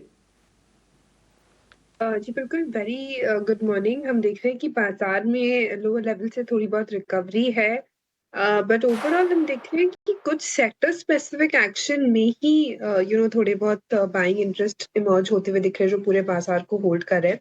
उसमें से एक जो पहला पसंदीदा काउंटर मेरा रहेगा वो है ऑटो स्पेस में से आयशा मोटर। यहाँ पे हम देख रहे हैं कि स्पेशली 2 व्हीलर स्पेस में काफी एक अच्छी एक्शन है और आयशा मोटर रेजिलेंटली परफॉर्म किया है लगातार, और वीकली बेसिस पे भी हमने देखा है पिछले 10 हफ्तों से ये एक बेस को काफी ब्यूटीफुली होल्ड करते हुए नजर आया है। इस पूरे सेक्टर में one of the out performers रहा है ये स्टॉक, और even year on year basis हम देख रहे हैं कि ये स्टॉक 50% से ज्यादा चल चुका है इस साल। तो यहाँ पे काफी एक अच्छी स्ट्रेंथ है और मोमेंटम यहाँ अब बनते हुए दिख रही है, जो कंटिन्यू होते हुए दिखेगी। तो खरीदारी की सलाह रहेगी। नेक्स्ट जो टारगेट्स है आयशा मोटा में 7550 के लिए हम इसमें खरीदारी करें और 7100 के एक सपोर्ट को ध्यान रखते हुए। मोटर्स पर ज़रूर नज़र रखेंगे और ढेर सारे ऑटो काउंटर्स पर भी देखते हैं कि क्या फॉलो अप बाइंग आती है या नहीं, क्योंकि कल Maruti Suzuki, Tata Motors, PV का काउंटर जो कि काफ़ी पिटा हुआ है हाल फिलहाल, ये सब में एक अच्छा मूव हमने देखा है। पर इस बीच एक बार रुपए के भी मूव्स को आप देखिए, क्योंकि रुपया फिर से एक बार रिकॉर्ड लो पर आता हुआ दिखा है, जहां पर फिर से कमजोरी हम देख रहे हैं। रिकॉर्ड निचले स्तर पर फिलहाल लुढ़का है। कल भी हमने 90.5 के आसपास के लेवल्स देखे थे, पर आज 90.52 पर डॉलर के लेवल्स फिलहाल रुपया दिखा रहा है। तो कहीं ना कहीं ये वीकनेस तो बरकरार है, पर देखते हैं कि कल जो निचले स्तरों से थोड़ी रिकवरी आई थी या नहीं, आज खुलने के बाद वैसा होता है या नहीं। पर चलिए, आज कहीं ना कहीं ग्लोबल हैंडओवर तो पॉजिटिव ही है, साथ ही एशिया बाजार भी अच्छा कर रहा है और गिफ्ट निफ्टी भी कुछ वैसे ही संकेत दे रहा था। बट इस बीच कई सारे ऐसे काउंटर्स भी हैं जिनमें काफ़ी पिटाई हो चुकी है और अब कुछ ब्रोकरेज रिपोर्ट्स जो हैं कई काउंटर्स पे अपग्रेड कर रहे हैं, कई काउंटर्स जो हैं अब उनको पसंद आ रहे हैं, क्योंकि आमतौर से बात है कि वैल्यूएशंस जो हैं कंफर्टेबल दिख रहे हैं। एक बार वैशाली, थर्मैक्स को आप चेक कीजिए, क्योंकि थर्मैक्स पे देखिए आज कोटक की जो रिपोर्ट आई है, उन्होंने यहाँ पे रेटिंग को अपग्रेड कर दिया है। रेटिंग अपग्रेड करके अब खरीदारी की कर दी है और साथ ही 3575 रुपीज़ के टारगेट्स दे रहे हैं, यानी 3575 के टारगेट्स हैं। मौजूदा स्तरों से देखें तो देखिए लगभग 28% का एक अपसाइड है यहाँ पे। पर शायद वैशाली अब हमारे साथ नहीं है, पर शिवांगी क्यों ना आप ही इस पे अपना व्यू दीजिए। देखिए अगर मैं इस पूरे स्पेस में देखूं तो आई थिंक सिर्फ कमिंस इंडिया ही है जिसने अच्छा परफॉर्म किया है। इसके अलावा आप सीमेंस देख लीजिए या फिर थर्मैक्स देख लीजिए, काफ़ी बीटन डाउन नेम्स हैं। थर्मैक्स पे स्पेसिफिकली आपका क्या व्यू है? जी बिल्कुल सृष्टि, अगर हम थर्मैक्स का स्ट्रक्चर देखें तो यहाँ पे हमने देखा है ये स्टॉक जो है बिल्कुल विपरीत चला है एंड कंटिन्यूसली यहाँ पे एक डाउनवर्ड स्लोपिंग ट्रेंड में कामकाज करते हुए दिखा है ये स्टॉक। एंड हमने देखा है कि कोई भी अटेम्प्ट्स ऑफ रिकवरी जो है वो होल्ड नहीं कर पाए हैं। हमने मिड अक्टूबर में भी देखा था स्टॉक थोड़ी बहुत बेस फॉर्मेशन दिखा रही है, बट वहां से भी स्लिप होते हुए दिखा है ये स्टॉक। और इसके कंपैरिजन में अगर हम क्यूमेंस को देखें तो वो आउट परफॉर्म करते हुए दिखता है। सीमेंस में भी काफी वॉलेटिलिटी रही है, बट क्यूमेंस एक ऐसा स्टॉक रहा है जो कंटिन्यूसली परफॉर्म करते हुए दिखा है। तो थर्मैक्स में थोड़ी बहुत रिकवरी जरूर आते हुए दिख रही है, बट अब भी larger time frame down trend ही स्ट्रक्चर अभी इंटैक्ट है। तो यहाँ पे प्रेशर बना रहेगा और अपसाइड कैप्ड नजर आ रहा है स्टॉक के लिए। जल्दबाजी ना करें, ये मेरी राय रहेगी। राय जल्दबाजी यहाँ पर फिलहाल आप ना करें, ये फिलहाल राय आती हुई। थर्मैक्स पे एक पॉजिटिव रिपोर्ट ज़रूर है, बट थोड़ा सा मूव आए और वो सस्टेन होता हुआ दिखे, उसके बाद ही आप थर्मैक्स पे एक पॉजिटिव स्टांस लीजिएगा। देखिए कई सारे ऐसे भी बीटन डाउन नेम्स हैं जिनमें एक अच्छी बाइंग कल लौटी थी, जैसे कि BSC, डिक्सन टेक, इन सभी काउंटर्स में एक अच्छा मूव था। पर देखिए आज से जो ICICI प्रूडेंशियल AMC का IPO खुलेगा और हाल फिलहाल हमने फिलहाल लिस्टेड एंटिटी के AMC काउंटर्स में एक अच्छा मूव देखा है। चाहे आप HDFC AMC की बात कर लीजिए या फिर अन्य कैपिटल रिलेटेड काउंटर्स, उनमें एक अच्छा मूव है। एक बार प्रदीप जी HDFC AMC पर अपना व्यू दीजिए, क्योंकि देखिए जिस तरीके का रिस्पॉन्स ICICI को मिला है, अब तो देखिए यहाँ पर हम देखेंगे कि रिटेल पार्टिसिपेशन NII बुक कैसी होती है, पर एंकर बुक में तो ज़बरदस्त पार्टिसिपेशन रहा है। तो इस पूरे स्पेस में आप देखिए कहीं ना कहीं इंटरेस्ट लौटा है। HDFC AMC पर फिलहाल आपकी क्या राय है? देखिए कहीं ना कहीं मैं पॉजिटिव हूँ, क्योंकि आज से 5-7 साल पहले भी आप डेटा देखेंगे ऑलमोस्ट 20-22 हजार करोड़ के आसपास का as per the AMFI data SIP के थ्रू, म्यूचुअल फंड के थ्रू इनफ्लो आ रहा था। वो अभी इंक्रीज होकर ऑलमोस्ट 29,000-30,000 के आसपास एवरी मंथ आ चुका है। और कहीं ना कहीं अब देखेंगे FII की तरफ से तो सेलिंग आ रहा है मार्केट में, लेकिन DII की तरफ से लगातार बाइंग हो रहा है। सो ये जो HDFC AMC एंड जितने भी AMC कंपनीज है, मेरा यहाँ पे एक पॉजिटिव व्यू ही है और एक प्रोमिनेंट स्टॉक भी पास्ट में भी रहा है। 23-24 में भी अच्छा परफॉर्मेंस रहा है। रिसेंटली जितना नीचे था आना वो आ चुका है, ऑलमोस्ट 2483-2490 के आसपास एक स्ट्रॉन्ग चार्ट में एक वीकली सपोर्ट भी है। वहां पे सपोर्ट लेने के बाद अभी फिर से बाउंस बैक देखने को मिल रहा है। मुझे लगता है कि ये रैली कैरी फॉरवर्ड होना चाहिए ऑलमोस्ट 2950 एंड 3000 तक एटलीस्ट ये कंटिन्यू होना चाहिए। अगर किसी के पास पोर्टफोलियो में है, होल्ड करने का सलाह रहेगा एंड एक स्ट्रिक्टली स्टॉप लॉस कीजिए 2580 के आसपास और बने रहिए 3000 ऑन द वे। 3000 आपको बहुत जल्दी आते हुए दिखाई देंगे। भी जल्द आते दिखाई देंगे HDFC AMC को लेकर। थर्ड लार्जेस्ट AMC है HDFC AMC। वेदांता पे नज़र आज डालेंगे। आज यहाँ कल भी यहाँ पे ठीक ठाक तेज़ी थी और आज प्री ओपनिंग में भी तेज़ी के ही संकेत मिल रहे हैं। और खबर ये है कि कंपनी ने जेंजाना निकेल क्रोमियम और PG ब्लॉक के लिए एक सक्सेसफुल बिडर के तौर पर इनके नाम का ऐलान भी हो गया है। और ये बिहार में ये ब्लॉक है जिसके लिए कंपनी को चुना गया है। ये क्रूशियल क्रिटिकल मिनरल एसेट है और ये कंपनी के जो उनके कोर पोर्टफोलियो है इसमें एनर्जी ट्रांजिशन मिनरल्स हो या फिर कुछ पॉजिटिव मोमेंटम यहाँ पर देखने को मिल सकता है। वेदांता को लेकर ये काफ़ी पॉजिटिव खबर है। शिवांगी जी, वेदांता पर आपकी राय क्या बन रही है और इस खबर को भी अगर देखते हुए क्या लग रहा है आज कुछ पॉजिटिव डेवलपमेंट? जी बिल्कुल, वेदांता की यहाँ हम बात करें तो ओवरऑल हमने देखा है कि मेटल स्पेस थोड़े वॉलेटाइल जरूर रहते हैं, बट वेदांता पर्टिकुलरली पिछले 14 हफ्तों से एक कंटिन्यूसली यहाँ पे हायर टॉप्स बनते हुए दिखे हैं। डेली फ्रेम में भी हम देख रहे हैं कि अपनी की एक्सपोनेंशियल मूविंग एवरेजेस को काफी अच्छी तरह से होल्ड करते हुए दिख रहा है ये स्टॉक। तो यहाँ पे बिल्कुल स्ट्रेंथ है एंड इस पूरे स्पेस में one of the most out performers भी रहा है। यहाँ पे हम बिल्कुल होल्ड कर सकते हैं 550 तक के नेक्स्ट लेवल के लिए इमीडिएट बेसिस पे ट्रेडिंग के लिहाज से, एंड 525 का एक सपोर्ट जो है वो हम ध्यान रखें। 5 का सपोर्ट ध्यान रखिएगा और यहाँ पे पॉजिटिव मोमेंटम बने रहने की सलाह है। और ये खबर भी काफ़ी अच्छी है क्योंकि सक्सेसफुल बिडर गेंजाना निकेल क्रोमियम और PG ब्लॉक के लिए वेदांता का नाम चुना गया है। चलिए लेकिन अब बढ़ते हैं और आगे और अपने सहयोगी रविंद्र को शामिल करते हैं। रविंद्र 9 के नवरत्न लेकर तैयार है। बताइए 9 वो ऐसे कौन कौन से स्टॉक्स हैं जिन पर फोकस करना बहुत ज़रूरी है?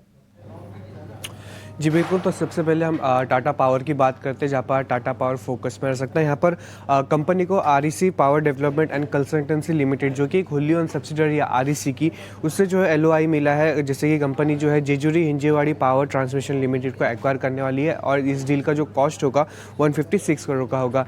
होनासा कंज्यूमर भी आज फोकस में रह सकता है एक्विजिशन के चलते, जहाँ पर होनासा कंज्यूमर ने जो है BTM वेंचर्स प्राइवेट लिमिटेड को जो है एक्वायर करने वाला है। इसमें कंपनी जो है 95% का स्टेक एक्वायर करने वाली है सेकेंडरी सेल के थ्रू 195 करोड़ में, और बाकी का 5% जो है 5% का स्टेक जो है अगले 12 महीने में कंप्लीट करने वाली है। और प्री मार्केट में स्टॉक्स में जो 2% की तेज़ी देखने को मिल रही है। ऑर्डर विन के चलते NBCC इंडिया फोकस में रह सकता है, जहाँ पर कंपनी को जो है वर्क ऑर्डर मिला है 289 करोड़ का 2 डिफरेंट क्लाइंट से। एस्ट्रा माइक्रोवेव की बात करें तो ये भी आज फोकस कर सकता है ऑर्डर विन के चलते, जहाँ पर कंपनी को जो है 171 करोड़ का ऑर्डर मिला है IMD से। शाइन भी फोकस में रह सकता है एक्विजिशन के चलते, जहाँ पर कंपनी ने अबू धाबी बेस ADGC को एक्वायर जो है करने वाली है, जिससे कि कंपनी जो अपना प्रेजेंस जो है मिडिल ईस्ट में काफ़ी स्ट्रॉन्ग करेगी।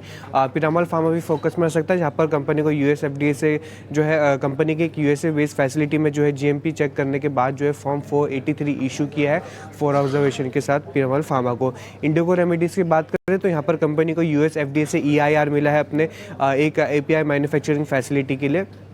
इसी के साथ साथ किर्लोस्कर फेरस भी आज फोकस में रह सकता है, जहाँ पर कंपनी ने जो हिरियूर प्लांट है जो कि कर्नाटका में लोकेटेड है, उसका जो ऑपरेशन है वो टेम्परेरी सस्पेंड किया है मेंटेनेंस के लिए, जिसके चलते इसमें भी जो है एक्शन देखने को मिल सकता है। आखिर में बात करेंगे यहाँ पर L&T फोकस में रह सकता है ब्रोकरेज नोट के चलते। यहाँ पर गोल्डमैन सैक्स ने अपनी रिपोर्ट निकाली है और इन्होंने अब स्टॉक को जो अपग्रेड किया है बाई पर, जो इनका पहला न्यूट्रल रेटिंग था, और टारगेट प्राइस जो है 5000 का रखा है, जो उनका अर्लियर टारगेट प्राइस था 3730, और प्री मार्केट में स्टॉक्स में जो है 1.5% के आसपास की तेजी देखने को मिल रही है।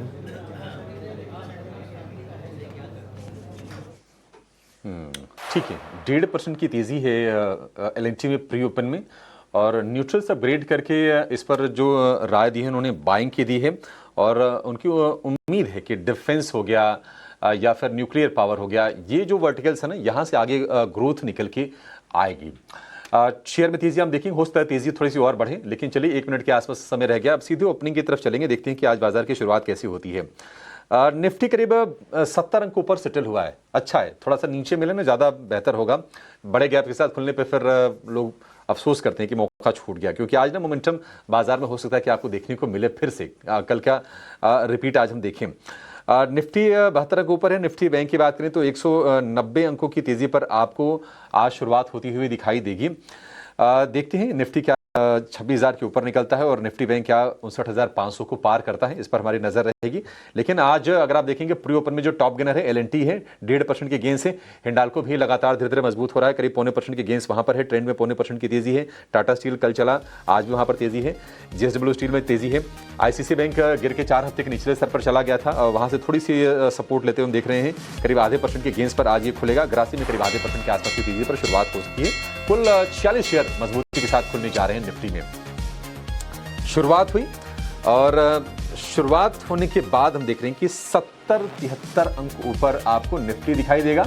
निफ्टी बैंक की बात करें, डबल सेंचुरी लगाकर 59,400 के पास निफ्टी थोड़ी तेजी को लोअर लेवल से बढ़ाते हुए सेंसेक्स ने लगाई है ट्रिपल सेंचुरी। एचडीएफसी बैंक लगातार हमने देखा है कि 50 डीएमए के पास सपोर्ट लेके शेयर ऊपर आता है, आज फिर से ऊपर आया और 1,000 रुपए के ऊपर निकला है एचडीएफसी बैंक का शेयर। एलएनटी ने गियर को थोड़ा चेंज किया है, जो 1.5% की पर ओपन हुआ, अब ये 2% ऊपर आपको शेयर दिखाई देगा। इस अपग्रेड का असर, अब ये जो टारगेट एलएनटी पर गोल्डमैन सैक्स का आया है ना, ये सेकंड हाईएस्ट इन स्ट्रीट है आफ्टर आईसीआईसीआई डायरेक्ट, जिन्होंने 5,200 रुपए का टारगेट दिया था। तो तेजी तो आज बनी थी क्योंकि दिग्गज ब्रोकरेजेस का कॉन्फिडेंस कंपनी को लेकर बढ़ा है। गेल करीब 2-3% ऊपर आपको कारोबार करते हुआ दिखाई देगा। वेदांता की चर्चा भी विश्वमोहन कर रहे थे, वेदांता करीब 2% ऊपर है। हिंडाल्को नाल्को में 1.5% की तेजी हो गई, जो डॉलर में थोड़ी सी कमजोरी आई है और यूएस में जो रेनो शेयरों में तेजी हम दिख रही है। इसके अलावा सेल में भी तेजी है। टाटा स्टील, नैल्को, ये पूरा का पूरा मेटल पैक आज आपको चमकता हुआ दिखाई देगा। ओबरॉय रियल्टी, अगर आप रियल एस्टेट पैक में देखेंगे तो ओबरॉय रियल्टी की चाल थोड़ी सी अलग है बाकी काउंटर से मुकाबले, इसमें रिकवरी आने के संकेत पहले मिल रहे हैं। लेकिन अगर हम कमजोरी वाले शेयरों की बात करें, इटर्नल आप देखेंगे करीब 8% नरम है। श्रीराम फाइनेंस में 0.5% की गिरावट, विप्रो थोड़ा सा कमजोर है। तो आईटी पैक थोड़ा सा आज साइडवेज या फिर वीक है। इन्फोसिस, एससीएलटेक, टेक महिंद्रा, ये विप्रो, ये सारे के सारे शेयर आज कमजोरी के साथ आपको कारोबार करते हुए दिखाई देंगे। एडवांस डिक्लाइन रेशियो आज के सत्र में बढ़िया है, करीब 1700 शेयर आपको ऊपर दिखाई देंगे, करीब 500 शेयर नीचे हैं, तो स्ट्रांग है, स्ट्रांग ओपनिंग हुई है। इंडिया विक्स थोड़ा नरम पड़ा है, 10.32, करीब 2% नीचे आपको इंडिया विक्स दिखाई देगा, तो वहां से भी क्वेश्चन है। और निफ्टी हमने कहा था कि ये नीचे खुले तो अच्छा है, अब देखिए तेजी बढ़ के हो गई करीब 90 अंकों के आसपास की और 26,000 के बेहद करीब आपको कारोबार होता हुआ दिखाई देगा। एक बार देखते हैं कि और बाकी इंडेक्स में क्या स्थिति है। आईटी तो कमजोर है, आईटी तो आज वीक लग रहा है और आप देखेंगे आईटी इंडेक्स के लेवल पर सपाट कारोबार कर रहा है 38,100 के आसपास। एफएमसीजी और ऑटो में भी आज सेलेक्टिव हल्की सी बाइंग है, फार्मा में भी सेलेक्टिव बाइंग देख रहे हैं, लेकिन मेटल मजबूत है, इंडेक्स से 1% से ज्यादा ऊपर। इसके अलावा power, infra, energy, defence, oil and gas, ये कुछ सेगमेंट्स है जहां पर अच्छी तेजी आज के सत्र में हो रही है। स्मॉल कैप में भी जोश थोड़ा लौटा है, करीब 0.5% ऊपर आपको स्मॉल कैप का इंडेक्स आज कारोबार करते हुआ दिखाई देगा। मिड कैप इंडेक्स में 0.5% से थोड़ी सी कम की तेजी हम देख रहे हैं। निफ्टी बैंक की पिक्चर क्या कहती है, क्योंकि डबल सेंचुरी लगाकर निफ्टी बैंक कारोबार कर रहा है। एयू स्मॉल फाइनेंस बैंक को अगर आप छोड़ दीजिए, ये शेयर चला बहुत है इस साल, लगभग अगर आप नेट देखेंगे 70% के आसपास की रैली दिखा चुका है, थोड़ी सी नरमी उसमें है, अदरवाइज सारे के सारे शेयर आज मजबूत है। कोटक बैंक थोड़ा सपाट कारोबार करते हुआ दिखाई देगा कल की अच्छी तेजी के बाद, अदरवाइज आप देखेंगे आईसीसी बैंक में स्ट्रेंथ अच्छी है, एक्सिस बैंक में तेजी ठीक ठाक है। आईसीसी बैंक क्या संभल जाएगा, क्या यहाँ से बाइंग करनी चाहिए, ये सवाल थोड़ी देर में अपने एक्सपर्ट से हम पूछेंगे। लेकिन जो बड़ा एक्शन बाजार में है एक बार जरा उस पर भी नजर डाल लेते हैं। इंडोको रेमिडीज, इनको मिला था EIR इंस्पेक्शन एस्टेब्लिशमेंट रिपोर्ट, चीजें कुछ गड़बड़ नहीं पाई होंगी, तो उसके चलते हम देख रहे हैं कि 4.5% ऊपर ये शेयर आपको दिखाई देगा। हिंद कॉपर करीब 3% ऊपर, क्योंकि कॉपर के प्राइसेस का सपोर्ट मिला लगातार, हम देख रहे हैं कि कॉपर में रिकॉर्ड बनते हुए दिखे थे। हिंदुस्तान जिंक अगेन फिर से चल रहा आज 3% ऊपर, क्योंकि चांदी के प्राइसेस में जो चमक है वो थमती हुई नहीं दिख रही है और नए पर नए रिकॉर्ड बना रहा है चांदी, तो उसका सपोर्ट है। एलएनटी 2% ऊपर, इसके अलावा वेदांता, डालमिया भारत, आईडीबीआई बैंक में 2.5% की तेजी है, इसकी भी हम चर्चा कर रहे थे। मोबाइल में तेजी, तो आज मेटल में बढ़िया रौनक है। गेल में करीब 1.5% के आसपास की तेजी है और कुछ डिफेंस काउंटर्स में भी हल्की फुल्की बाइंग हम होते हुए देख रहे हैं। जहां पर कमजोरी है, डीसीएम श्रीराम कल चला, आज थोड़ा सा नरम है। इरकॉन में कल तेजी थी, आज हल्की सी प्रॉफिट टेकिंग यहां पर भी है। अशोका बिल्डकॉन को लेकर ऑर्डर की खबर आई थी, हल्की गिरावट यहां पर है। एयू स्मॉल फाइनेंस बैंक में थोड़ी सी नरमी है। तो आज गिरने वाले शेयरों की संख्या ना तादाद आपको कम दिखाई देगी। इस बीच निफ्टी ने लगा दी है सेंचुरी, 26,000 के करीब जाके कर रहा है कारोबार। सीधे चलेंगे अपने एक्सपर्ट्स के पास क्योंकि माहौल बढ़िया है और ट्रेड फटाफट समझते हैं। ओपनिंग ट्रेड जानेंगे अपने दिग्गज एक्सपर्ट से।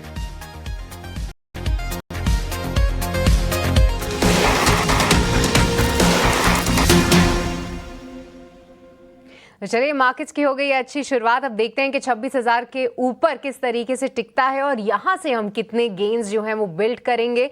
साथ ही साथ आपको बता दें कि निफ्टी बैंक में भी धुआंधार तेजी है, लगभग 200 अंकों की यहां पर तेजी है। बट कई सारे दिग्गज काउंटर्स ने आज एक अच्छा कमबैक किया है। Hindalco, L&T, Tata steel Nifty के टॉप गेनर्स में शामिल हैं। पर शिवांगी हमारे साथ हैं और सीधे चलते हैं उनके पास और समझते हैं कहां पर है उनकी नजर। शिवांगी, बताइए, खुलने के बाद कौन से स्टॉक्स इंटरेस्टिंग लग रहे हैं? काफी अच्छी मोमेंटम अब चीयर करते हुए दिख रही है मार्केट में। और यहाँ पे हम देख रहे हैं कि मेटल पैक जो है उनमें काफी एक अच्छी कमबैक देखने को मिली है और मोमेंटम काफी स्ट्रांग है। यहाँ पे मेरा पसंदीदा काउंटर रहेगा हिंडाल्को पर, जो कि कंटिन्यूसली पिछले लगातार 30 वीक से एक अपवर्ड स्लोपिंग चैनल में कामकाज किया है। एंड पिछले 3 दिनों से हम देख रहे हैं कि वॉल्यूम्स राइज हुए हैं आरएसआई में एक पॉजिटिव डाइवर्जेंस के साथ। तो यहाँ पे पॉजिटिव स्टांस है एंड नेक्स्ट तैयारी कर रहा है ये 875 के टारगेट्स के लिए, 825 के एक स्टॉप लॉस के साथ। को यहाँ पर रखनी है नज़र। देखिए, मेटल काउंटर्स, चाहे वो प्रेशियस मेटल्स हों या फिर बेस कमोडिटीज़, उनमें ग्लोबली भी हम एक अच्छा मूव देख रहे हैं। और हाल फिलहाल ये कुछ काउंटर्स में थोड़ी बहुत पिटाई भी हुई थी। अब हिंडाल्को लगभग 2% की तेज़ी, शिवांगी इसको अपना टॉप बेट बता रही हैं। साथ ही टाटा स्टील में आप देखिए लगभग 2% का उछाल। और कुछ समय पहले विश्वमोहन जी ने वेदांता भी डिस्कस किया था, वहाँ पर भी जो है आज एक अच्छी तेज़ी हम देख रहे हैं। अब देखिए, मार्केट की जो ब्रेथ है वो भी बहुत ज़्यादा सपोर्ट कर रही है फिलहाल, क्योंकि जो बढ़ने वाले शेयर्स हैं उनकी संख्या लगभग 3 गुना से भी ज़्यादा है, 4 गुना मान लीजिए। अगर हम एनएससी के एडवांस डिक्लाइन के रेशियो की बात करें तो आप सीधे समझ सकते हैं कि किस तरीके से जो है ब्रॉडर मार्केट का भी पार्टिसिपेशन आ रहा है। और यही एक कंसर्न भी रहा है मार्केट्स के लिए, क्योंकि देखिए निफ्टी, बैंक निफ्टी अपने ऑल टाइम हाई लेवल से बहुत ज़्यादा नहीं लुढ़के थे, पर ब्रॉडर मार्केट्स में बहुत ज़्यादा पेन था और वो कहीं ना कहीं चिंता का विषय था। आज जब वहाँ से बाइंग लौट रही है तो कहीं ना कहीं कॉन्फिडेंस भी आ रहा है। तो आइए उसी पर फोकस करते हैं कि ब्रॉडर मार्केट्स में कौन से ऐसे वो खेमे हैं और या फिर स्टॉक्स हैं जिनमें एक अच्छा एक्शन आप देखेंगे। बढ़ने वाले शेयर्स में फिलहाल लीड करता हुआ दिख रहा है इंडिको रेमेडीज, जहां पर 4% की तेजी है। पर शिवांगी जैसा बता रही थी कि मेटल पैक में एक अच्छा एक्शन है, तो आप मॉइल देख लीजिए, ये 4% मजबूत है। हिंदुस्तान कॉपर 4% की मजबूती दिखा रहा है और हिंदुस्तान जिंक, इसकी भी चर्चा हम कई बार कर रहे हैं। और अब देखिए जब चांदी ऑल टाइम हाई लेवल पे है, फिर से एक बार ये चर्चा में रहेगा। हिंदुस्तान जिंक यहाँ पर 3% का उछाल, अब 540 के लेवल्स पे आ रहा है। एक बार इस पर ही अपनी राय दीजिए, क्योंकि देखिए हमने इतनी बार इसकी चर्चा कर ली है हिंदुस्तान जिंक की कि अब हमें भी लेवल्स याद हो चुके हैं कि 480 से ये नीचे नहीं जाता है और 520 के ऊपर रुकने में या टिकने में इसको थोड़ी सी मुश्किलें होती हैं। पर शिवांगी, 540 लेवल्स, क्या ये एक ब्रेकआउट दिखा रहा है और क्या लगता है यहाँ से कहाँ जाएगा स्टॉक?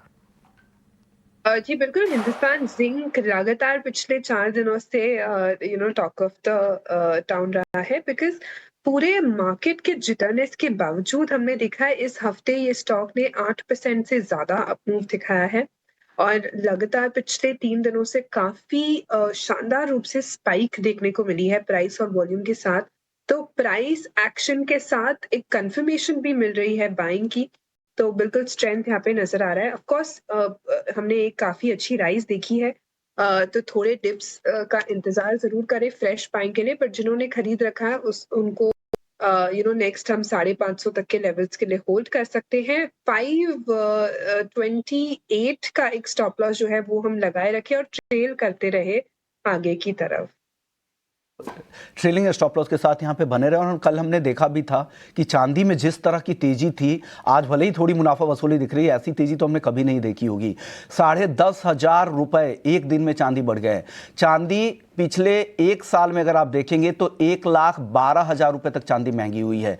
2 लाख के माइलस्टोन के बेहद करीब तक कल चांदी पहुंची थी। एक जोरदार रैली और एक तरफा रैली ये दिख रही है इस साल, और इस साल करीब करीब 120% तक चांदी के दाम बढ़ गए हैं, और उसका सीधा फायदा यहाँ पर हिंदुस्तान जिंक को, एकमात्र मेजर प्लेयर है। 95% तक जो चांदी है पर देश में आती है माइनिंग के जरिए, बाई प्रोडक्ट के तौर पर हिंदुस्तान जिंक यहाँ पर उत्पादन करती है, जिंक और लेड के जरिए यहाँ पे चांदी बनाती है, तो उसका फायदा सीधा सीधा मिलता है। ग्लोबली भी ये एक बड़ी कंपनी है चांदी प्रोडक्शन के मामले में, उसका एक बेनिफिशियरी है।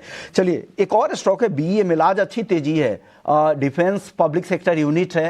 हालांकि खबर ये आ रही कि एक ड्राइवरलेस ये मेट्रो के लिए ये कुछ अपना इन्होंने एक ट्रेन सेट तैयार किया है बेंगलुरु फैसिलिटी में, और ये ट्रेन सेट जो डिजाइन की गई है इसको बेंगलुरु में ही सॉल्व किया जाएगा, जो अभी इनके जो अपकमिंग कुछ प्रोजेक्ट है उसके लिए, मेट्रो रेल के लिए। और ये ड्राइवरलेस ये मेट्रो सेट है कि इसका फायदा यहाँ पर दिख रहा है। 2% की तेजी, हालांकि पिछला एक महीना स्टॉक के लिए बढ़िया नहीं रहा है, करीब करीब 15% के आसपास की गिरावट दिखी थी। शिवांगी जी क्या लग रहा है BEML में आज की जो तेजी के बाद क्या करना चाहिए, और ये तेजी आगे और बढ़ सकती है क्या? जी, इस स्टॉक की अगर हम यहाँ बात करें तो ओवरऑल हमने देखा है कि पिछले लगभग 6 हफ्तों से ये lower top lower bottom formation ही बनाया है, और पिछले पूरे क्वार्टर के गेन्स को वाइप ऑफ करते हुए दिखा है ये स्टॉक। तो ओवरऑल ऑफ कोर्स 2 दिनों से हम देख रहे हैं कि थोड़ी बहुत अटेम्प्ट्स ऑफ रिकवरी है सपोर्ट लेवल्स पर, बट कितना सस्टेनेबल है वो बहुत इंपॉर्टेंट रहेगा देखना। 1722 का एक हाई है जो कि दिसंबर 8 का हाई है, वो अब डिसाइसिवली अगर निकाल के होल्ड करता है तब हम वहाँ थोड़ी बहुत अपसाइड एक्सपेक्ट कर सकते हैं, but then again upside capped रहेगी क्योंकि काफी फिजल आउट हो चुका है स्ट्रक्चर, एंड यहाँ पे हम देख रहे हैं कि मोमेंटम हल्का सा लेस है। BEML को लेकर ये, हालांकि पिछला एक महीना बहुत खराब भी रहा है BEML के लिए, बहुत 15% तक दाम गिर गए थे, लेकिन इस खबर के बाद से यहाँ पर सपोर्ट दिख रहा है आज के सत्र में। एक स्टॉक और है जिंदल स्टील का, आज 1% के आसपास की तेजी दिख रही है, लेकिन पिछले कुछ समय से दायरे में ही है, बहुत ज्यादा यहाँ पर मूव नहीं दिखा है। 2025 की ही पूरे बात कर ले तो 8-10% के ही रेंज में ये रहा है, बहुत ज़्यादा वेल्थ क्रिएट नहीं हुआ है, मार्जिनल रिटर्न ही मिले हैं इस साल। लेकिन जिंदल स्टील को लेकर एक खबर ये आ रही है, और कल ये रिपोर्ट कंपनी की तरफ से दी गई थी कि एनुअल कैपेसिटी को 3 गुना कंपनी ने किया है अपने हीट ट्रीटेड प्लेट्स को, जो 7 लाख टन तक इन्होंने बढ़ाकर किया है, और इनके पास आगे और भी एक्सपेंशन की क्षमता है, ये भी कंपनी की तरफ से कहा गया है। जिंदल स्टील को लेकर शिवांगी जी क्या राय है?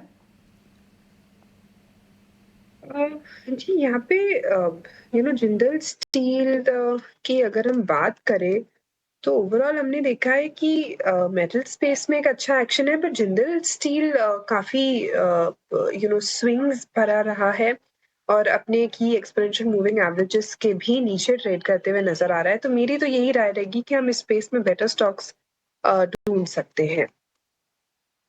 तो आपके लिए JSPL को लेकर यह आ गई है, लेकिन अब हमारे साथ यह सिक्योरिटीज से लक्ष्मीकांत शुक्ला जी भी है। लक्ष्मीकांत जी, सबसे पहले गुड मॉर्निंग आपको। आपने क्या आइडेंटिफाई किया आज बाजार में, आपकी 2 टॉपिक बता दीजिए। सुप्रभात विश्वमोहन जी, मुझे मेटल सेक्टर में तेजी दिखाई दे रही है, तो उसके अनुरूप ही मैंने 2 स्टॉक रेकमेंड करूंगा। सबसे पहले है हिंद कॉपर। हिंद कॉपर में यहाँ पर मुझे एक शॉर्ट टर्म बेसिस पर कंसोलिडेशन ब्रेकआउट दिखाई दे रहा है डेली के चार्ट्स पर, तो मुझे लगता है कि यहाँ पर फर्दर अपसाइड हमें देखने को मिल सकता है। इमीडिएट हर्डल हालांकि 370 372 के आसपास है, अगर उसके ऊपर ये स्टॉक निकलता है तो वहां से हमें 390 तक के लेवल्स देखने को मिल सकते हैं। आज का जो कैंडल स्टिक है वो भी काफी बुलिश है, bullish belt hold candle stick pattern बनता हुआ दिखाई दे रहा है। नियर टर्म पे जो स्टॉप लॉस हमें रखना है वो रखना है 360 का, और अपसाइड के जो टारगेट है वो हमें 390 तक के आते हुए दिखाई दे रहे हैं। दूसरा जो मेरा रिकमेंडेशन है वो है हिंडाल्को। हिंडाल्को में भी मुझे एक अपवर्ड मूव दिखाई दे रहा है with the formation of bullish belt hold candle, तो यहाँ से भी मुझे एक 865 870 का रेंज देखने को मिल रहा है। तो मुझे लगता है कि जब तक हिंडाल्को 820 के लेवल के ऊपर ट्रेड करता है तब तक इसमें जो तेजी है वो बनी रह सकती है। सो यहाँ पर हम हिंडाल्को को बाय का रिकमेंडेशन दे सकते हैं। 860 हमारा फर्स्ट टारगेट रहेगा, उसके बाद 875 दूसरा टारगेट रहेगा। स्टॉप लॉस हमें रखना है 820 का। A20 का स्टॉप लॉस 870 से 875 तक के टारगेट हिंडाल्को के लिए आप दे रहे हैं। और हिंदुस्तान कॉपर तो दो एक्सपर्ट्स की तरफ से ये कॉल दी गई है, 390 तक का टारगेट आ रहा है, यानी कन्विक्शन 2 एक्सपर्ट्स का है, यानी आपका भरोसा और यहाँ पर बढ़ेगा। यानी 2 एक्सपर्ट्स अगर एक ही कॉल दे रहे हैं तो चलिए एक और स्टॉक है ग्लेनमार्क फार्मा का। यहाँ पर भी आज तेजी दिख रही है और एक खबर भी आई थी ग्लेनमार्क फार्मा को लेकर कि कंपनी जेनरिक मेडिकेशंस इस महीने यूएस मार्केट में लॉन्च करने वाली है। एनीमिया के ट्रीटमेंट के लिए इसका इस्तेमाल किया जाएगा और जो सीरियस साइड इफेक्ट्स हैं उसको रोकने के लिए भी इसका इस्तेमाल किया जाएगा by large doses of medications. Glenmark pharma को लेकर शिवांगी जी आपकी राय चाहिए। आज हालांकि रेंज में ही दिख रहा है, कुछ ज्यादा एक्शन तो नहीं दिख रहा है, लेकिन आगे की चाल कैसी दिख रही है आपको? जी फार्मा स्पेस की अगर हम बात करें तो बहुत ही सिलेक्टिव यहाँ पे काउंटर्स है जो स्ट्रेंथ दिखा रहे हैं। ऑफ कोर्स उसमें से हम देख रहे हैं कि ग्लेनमार्क जो है वो स्लो एंड स्टेडी काउंटर रहा है, यानी कि 3-4 दिनों के चलने के बाद उसमें थोड़ी बहुत प्रॉफिट बुकिंग देखने को मिलती है और ये ट्रेंड रहा है ग्लेनमार्क का पिछले कई हफ्तों से।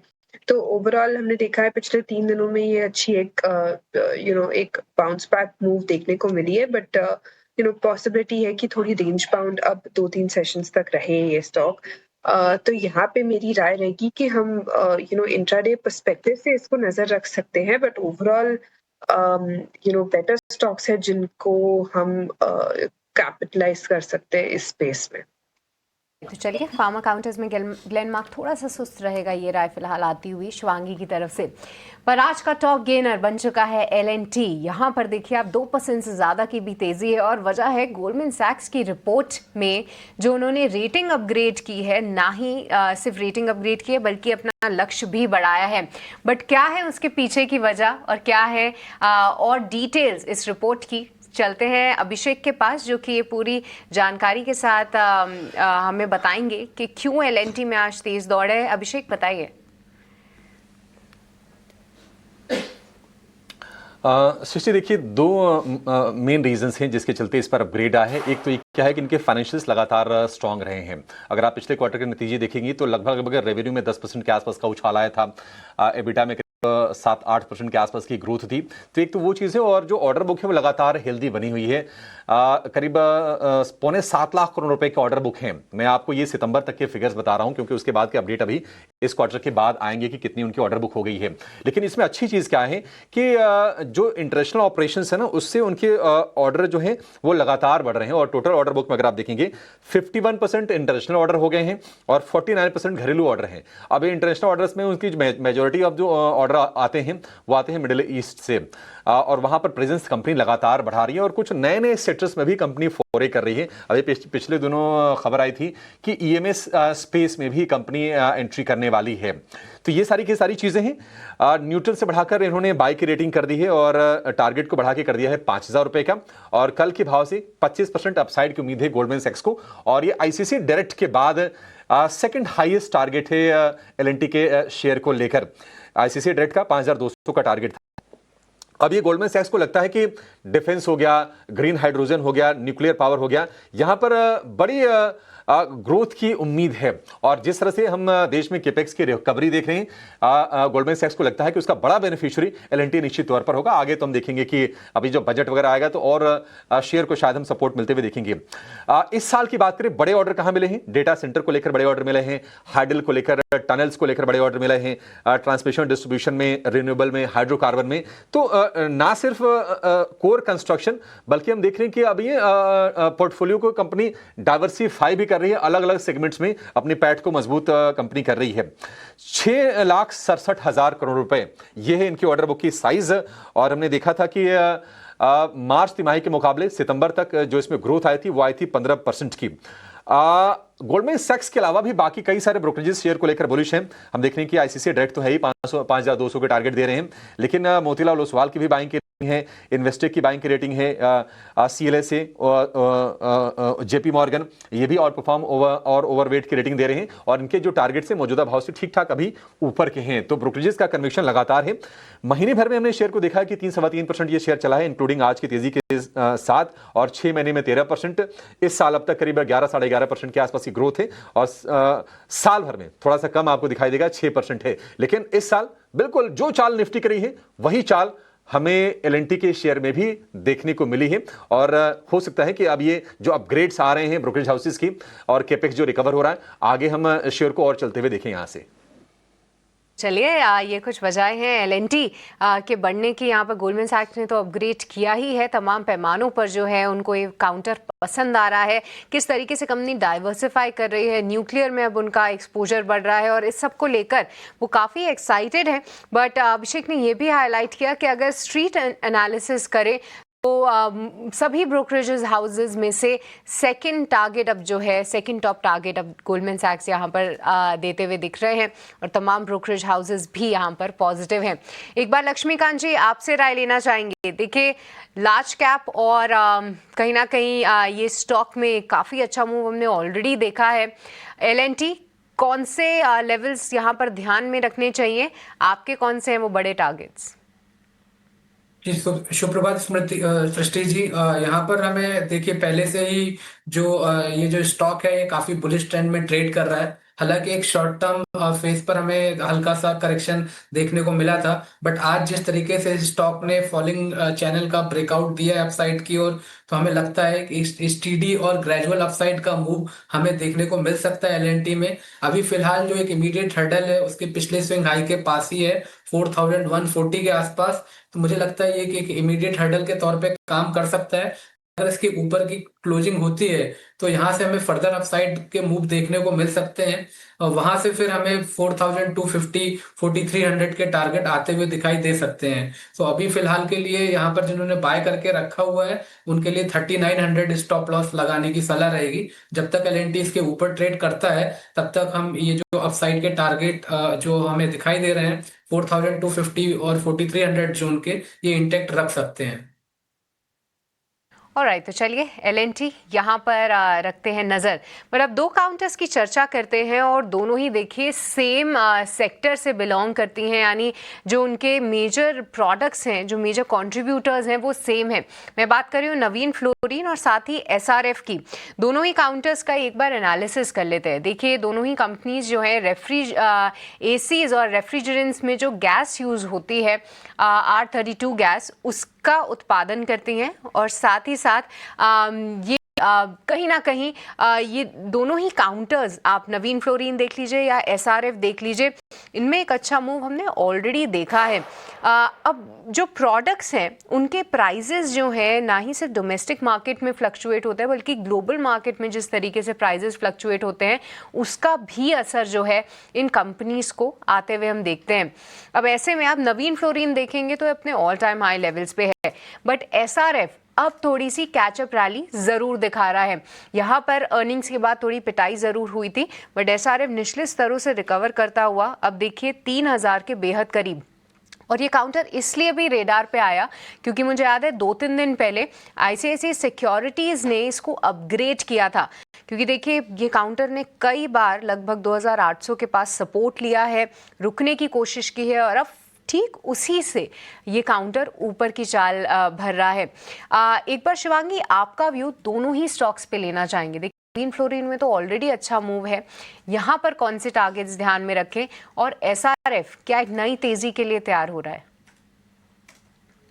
जी सृष्टि, आपने काफी डिटेल्ड में समझाया। एंड नवीन फ्लोरिन का अगर हम चार्ट स्ट्रक्चर देखें तो अपने पिछले रेजिस्टेंस को ये क्रॉस करते हुए दिख रहा है एंड काफी एक अच्छी डाइवर्जेंस हमने देखी है RSI इंडिकेटर में। और ओवरऑल भी हमने देखा है ये स्टॉक जो है इस हफ्ते नीचे के लेवल से काफी स्मार्ट रिकवरी दिखाया है इसने एंड ओवरऑल काफी अच्छी मोमेंटम है पिछले 4 दिनों से। अगर वहीं पे हम SRF कंपेयर करें तो यहाँ पे थोड़ी बहुत लैकलस्टर मूव हमने देखने को मिली है, बिकॉज ये स्टॉक जो है मंथ ऑन मंथ बेसिस में पिछले 2 महीनों से कंसोलिडेट करते हुए दिख रहा है एक ही बैंड में। ऑफ कोर्स बैंड में बहुत स्विंग्स है, बट ओवरऑल हमने देखा है कि स्टॉक में एक थोड़ी बहुत लैकलस्टर मूव जरूर देखने को मिली है। बट अब फिलहाल एक डबल बॉटम फॉर्मेशन जरूर बन रहा है यहाँ पे और एक अच्छी ब्रेकआउट के साथ ये स्टॉक निकलते हुए नजर आ रहा है। तो यहाँ पे अगर SRF के लेवल्स की बात करें तो अगर ये 3000 के ऊपर होल्ड करते हुए नजर आता है तब यहाँ पे एक फ्रेश बाइंग की सलाह रहेगी क्योंकि कन्विक्शन वहां बनते हुए दिखेगा। दूसरी ओर अगर हम नवीन फ्लोराइन की बात करें तो यहाँ पे लेवल्स हमें जो ध्यान रखने हैं, ऑफ कोर्स एक अब जो रेजिस्टेंस पहले था वो अब इमीडिएट बेसिस पे ट्रेडिंग के लिहाज से सपोर्ट बनते हुए दिखेगा, बट ओवरऑल हमें सपोर्ट को और स्टॉप लॉस को ट्रेल करते रहना है। 6070 का एक इम्पोर्टेंट सपोर्ट रहेगा वॉच आउट करने के लिए और 6400 तक के लिए हम इस स्टॉक पे नजर रखें।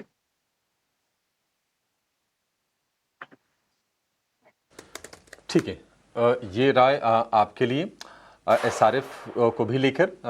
शिवांगी, एक राय आपसे ना हिंद कॉपर के शेयर पर चाहिए, क्योंकि 2-3 सत्र से छोटी छोटी गिरावट इसमें आ रही थी और आज फिर से इसमें बाइंग का मोमेंटम लौटा है, करीब 4% ऊपर डे हाई पर ये शेयर हिंदुस्तान कॉपर। क्या इसमें और स्ट्रेंथ आपको दिख रही है? कोई तेजी का सौदा लेके जाएं इसमें? जी, हिंद कॉपर में हमने देखा है कि ये स्टॉक का थोड़ा नेचर रहा है कि ये ब्रेकआउट के बाद थोड़ी बहुत सुस्ती दिखाता है एंड हमने देखा है कि वॉल्यूम्स थोड़े श्रिंक होते हुए दिखे हैं पिछले 5 सेशन से। तो एक अच्छी मूव के बाद हम देख रहे हैं थोड़ा कूल ऑफ पीरियड है। आज भी प्राइस राइज के साथ हम वॉल्यूम नहीं देख रहे। तो मेरा कन्विक्शन जो है वो आज थोड़ा स्लाइटली लो है बिकॉज मोमेंटम यहाँ पे थोड़ा मिसिंग है। बट फिर भी हम इस स्टॉक को नजर में रख सकते हैं अराउंड अबाउट 380 तक के लेवल्स के लिए इमीडिएट बेसिस पे। ठीक है, 380 के टारगेट के लिए आप हिंदुस्तान कॉपर को भी आप ले सकते हैं, अगर आपके पास है तो आप उस टारगेट का वेट करके रहिए। एक और शेयर जो रिकवरी दिखा रहा आज के सत्र में वो है M&M फाइनेंशियल का। मजबूत काउंटर, बढ़िया पैसे बना के इसने दिए। 387 का इसने हाई बनाया था और वहां से हमने देखा था कि शेयर में 40-50 रुपए के आसपास की प्रॉफिट टेकिंग आई थी। आज मोमेंटम में फिर से आया है। M&M फाइनेंशियल क्या फिर से अपने पुराने लेवल्स अचीव करेगा? शिवांगी, क्या उम्मीद है आपको? जी, M&M फाइनेंस की यहाँ बात करें तो यहाँ पे ये स्ट्रक्चर जो हमने देखा है बिल्कुल कंसोलिडेट करते हुए दिखा है। स्टॉक पिछले 14 सेशन से हम देख रहे हैं कि एक स्टॉक जो है लगातार पिछले 9 सेशन से गिव अप करते हुए दिखा है। एक अटेम्प्ट जरूर लगाई थी स्टॉक ने 370 बट क्रॉस नहीं कर पाया इन लेवल्स को। तो यहाँ पे रेजिस्टेंसेस इंटैक्ट है, ओवरऑल हायर जोन्स पे टिक रहा है बट अपसाइड जो है वो लिमिटेड नजर आ रहा है स्टॉक इमीडिएट बेसिस पे ट्रेडिंग के लिहाज से। ऑफ कोर्स अगर किसी ने पोर्टफोलियो स्टॉक में रखा है तो बिल्कुल कोई दिक्कत की बात नहीं है, बने रह सकते हैं क्योंकि ये स्टॉक आउट परफॉर्म किया है। ठीक है, ट्रेड ना करें, अपसाइड थोड़ी लिमिटेड है, पोर्टफोलियो में है तो आप बने रहें। जियो फाइनेंशियल में भी हम रिकवरी देख रहे हैं। कल इसकी शुरुआत हो गई थी और आज ये 300 रुपए के ऊपर फिर से लौट के आ गया है शेयर जियो फाइनेंशियल। धैर्य थोड़ा सा इसने टेस्ट कराया है लोगों का। 350 रुपए के आसपास तक गया था और वहां से हमने एक प्रॉफिट टेकिंग का दौर देखा। जियो फाइनेंशियल, आपको लगता है शिवांगी जी कि ये शेयर यहां से चल सकता है? जी, जियो फाइनेंशियल एक पोर्टफोलियो स्टॉक है। ट्रेडिंग के लिहाज से हमने देखा है कि ये स्टॉक जो है 5 से 6 सेशन से ज्यादा नहीं होल्ड कर पाता है। उसके बाद एक अच्छी 8-10 दिनों की सॉफ्टनेस देखने को मिलती है। बट ओवरऑल पोर्टफोलियो में बने रह सकते हैं। साउंड कंपनी है और इसके जो पेरेंट्स भी है वो भी काफी स्टेबल है, तो बिल्कुल लॉन्ग टर्म के लिए कोई दिक्कत की बात नहीं।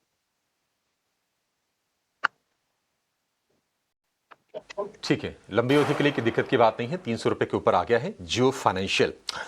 शिवांगी जी, बहुत शुक्रिया आपका समय देने के लिए और तमाम स्टॉक्स पर अपने बहुत ही वैल्यूएबल व्यूज अपने टारगेट स्टॉप लॉस के साथ हमारे दर्शकों के साथ शेयर करने के लिए। थैंक यू सो मच आज। लेकिन बाजार हम देख रहे हैं कि देखिए 20 DMA के ऊपर जाने के बाद निफ्टी थोड़ा ठिठक रहा है। 26,024 ये है 20 DMA का लेवल, और वहीं पर आपको निफ्टी अभी तो लंगर डाल के खड़ा आपको नजर आएगा। 125 अंकों की तेजी है, 26,000 के लेवल को निश्चित तौर पर अच्छे से पार किया है। और निफ्टी बैंक की बात करें तो 300 अंकों की तेजी 59,500 के आसपास थमता हुआ अपने रेजिस्टेंस के बिल्कुल पास। आज एडवांस डिक्लाइन का रेशियो बढ़िया है, एक शेयर गिर रहा है तो 4 शेयर चल रहे हैं, और चलने में वो भी शेयर शामिल हैं जिनके पहले हमने पिटाई होते हुए देखी थी अलग अलग रीजंस के चलते, जिसमें नेगेटिव खबरें ज्यादा थी।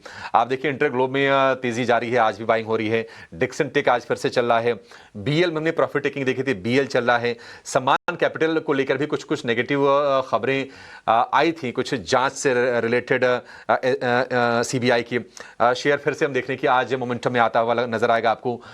रियल एस्टेट वाले तमाम शेयर पिटे थे, ज्यादा पिटा था गोदरेज प्रॉपर्टीज, 2,000 रुपए के ऊपर ये शेयर लौट के आए हैं। तो ये कुछ शेयर हैं जहां पर आज मोमेंटम बिल्ड हो रहा है, आगे इनकी भी चर्चा करेंगे। लेकिन उसके पहले जान लेते हैं कि अगर आप ऑप्शंस में आपको कोई ट्रेड लेना हो तो आपकी नजर कहां पर होनी चाहिए। खास सेगमेंट ऑप्शंस की चैंपियन।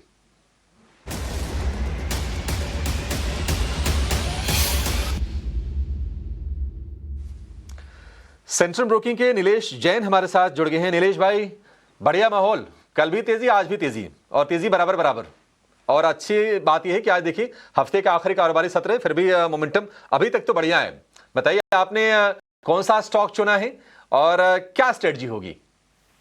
मॉर्निंग अभिषेक जी, बिल्कुल ठीक कहा आपने। देखिए आज की तेजी की जो मोमेंटम है वो काफी अच्छा है, और वीकली क्लोज अगर 26,000 के ऊपर निफ्टी में देखने को मिलता है तो एक काफी अच्छी शॉर्ट कवरिंग हमें यहाँ से देखने को मिलेगी। देखिए फोकस बैंक निफ्टी पर है, क्योंकि पिछले कुछ दिनों से लगातार आप देखें तो bank Nifty in fact better place नजर आ रहा है compare to the Nifty index. अब तो 59,500 के ऊपर टिकता हुआ भी नजर आ रहा है। तो यहाँ पर बैंकिंग स्टॉक पर नजर रखने की सलाह होगी। कोटक महिंद्रा बैंक ये हमने आइडेंटिफाई किया है, काफी अच्छा पुल बैक मूव हमने यहाँ पर देखा है, मोमेंटम काफी स्ट्रांग है, शॉर्ट कवरिंग भी यहाँ पर देखने को मिल रही है। तो कोटक बैंक में हम यहाँ पे फॉलोअप मूव एक्सपेक्ट करके चल रहे हैं। 2250 तक की अपसाइड यहाँ पर अंडरलाइन में देखने को मिल सकती है, इसीलिए एट द मनी का 2200 का कॉल ऑप्शन लेने की सलाह होगी, जो फिलहाल 30-31 रुपए के आसपास ट्रेड हो रहा है। स्टॉप लॉस 23 रुपए का रखना होगा। पहला टारगेट 42, दूसरा टारगेट 51 का होगा। इसका लॉट साइज 400 का है, उसके लिहाज से रिस्क पर लॉट अप्रोक्सीमेटली 3,600 एंड रिवॉर्ड यहाँ पे 7,600 के बनते हुए नजर आ सकते हैं। तो ओवरऑल कोटक बैंक में हम फर्दर मोमेंटम एक्सपेक्ट करके चल रहे हैं, इसीलिए यहाँ पर कॉल ऑप्शन के जरिए खरीदारी करने की सलाह। ओके, यानी जो कल की रैली थी वो रैली आज भी एक्सटेंड हो सकती है। 2200 के स्ट्राइक की कॉल आप खरीदने की सलाह दे रहे हैं। 30 से 32 के आसपास का प्रीमियम दिखे वहां पर ले। 42 से 51 रुपए तक का टारगेट दे रहे हैं। स्टॉप लॉस इस प्रीमियम के लिए है 23 का है। चलिए शुक्रिया लक्ष्मीकांत जी। लेकिन जाने से पहले जो भी दर्शक ये देख रहे हैं उनके लिए एक डिस्क्लेमर दे देता हूँ। नीलेश जी का बहुत बहुत शुक्रिया कहेंगे, और जो दर्शक है उनके लिए एफएनओ ट्रेडिंग के लिए ये एक रिस्क डिस्क्लोजर है जो सेबी की तरफ से जारी किया गया है कि 90% यहाँ पर नुकसान ही होता है। एफएनओ ट्रेडर्स को औसतन 1 लाख रुपए का नुकसान होता है। घाटा होने के बाद भी 28% आपके ट्रांजैक्शन के तौर पर आपको देने होते हैं। मुनाफा होने पर 15 से 50% आपके ट्रांजैक्शन के तौर पर खर्च हो जाता है। चलिए लक्ष्मीकांत जी हमारे साथ बने हुए हैं, उनसे कुछ और स्टॉक्स पर राय ले लेते हैं। आज रियल एस्टेट में भी ठीक ठाक तेजी दिख रही है। ओबेरॉय रियल्टी देखिए यहाँ पर भी कुछ लॉन्ग एडिशंस देखने को मिल रहे हैं आज शुरुआती कारोबार में। ओबेरॉय रियल्टी बताइए सर, लक्ष्मीकांत जी क्या लग रहा है आपको? 2% तो तेज हो गया है, आगे और तेजी है क्या? मोस्ट ऑफ द स्टॉक अगर रियल एस्टेट के अगर देखते हैं तो उसमें आज तेजी दिखाई दे रही है। ओबराय रियल्टी में भी शॉर्ट टर्म लोअर लेवल से एक बाइंग देखने को मिल रही है, बट अभी भी यहाँ पर हमें मल्टीपल हर्डल दिखाई दे रहे हैं। ये स्टॉक अभी भी अपने 200 डीएमए लेवल के नीचे ट्रेड करता हुआ दिखाई दे रहा है। तो मुझे लगता है कि इसको अभी फिलहाल बाय ना करके इस पर हमें नजर बनाए रखनी चाहिए। अगर ऊपर के लेवल अगर टूटते हैं जो कि हमें जाते हुए दिखाई दे रहे हैं 1685 के, तो मुझे लगता है कि वहां से फिर एक अच्छी पुल बैक मूव हमें देखने को मिल सकता है इस स्टॉक में। तो 1685 1690 का नियर टर्म रेजिस्टेंस है। उसके अगर ये लेवल सरपास होते हैं तो उसके साथ ही 200 डीएमए के लेवल भी सरपास होंगे। तो शॉर्ट टर्म बेसिस पे मुझे यहाँ पर 1750 तक के अपसाइड के मूव देखने को मिल रहे हैं। तो मुझे लगता है कि थोड़ा सा वेट करके 1685 90 के ऊपर अगर बाय करेंगे तो ज्यादा बेहतर रहेगा, और वहां से 1750 का हम टारगेट एक्सपेक्ट कर सकते हैं। ओके, तो यहाँ से 15-20 रुपया और ऊपर निकलने दीजिए। जो इमीडिएट रेजिस्टेंस है उसके ऊपर निकलता है तो 1750 रुपए तक भी जाने की संभावना है ओबेरॉय रियल्टी। इसके अलावा आज गोदरेज प्रॉपर्टीज में भी अच्छी तेजी है। पूरा रियल एस्टेट आज ठीक ठाक फिर से परफॉर्म कर रहा है। टाटा स्टील ये भी तेज है, यहाँ पर भी तेजी एक्सटेंड हो रही है। कल भी तेजी थी, करीब करीब 2% की तेजी आज भी दिख रही है। लक्ष्मीकांत जी, टाटा स्टील खबरें भी, कई सारे पॉजिटिव खबरें भी आई, नए जेवी के जरिए उनको काफ़ी स्ट्रैटेजी, काफ़ी फायदा होने वाला है। टाटा स्टील में आगे और फर्दर तेजी दिख रही है क्या?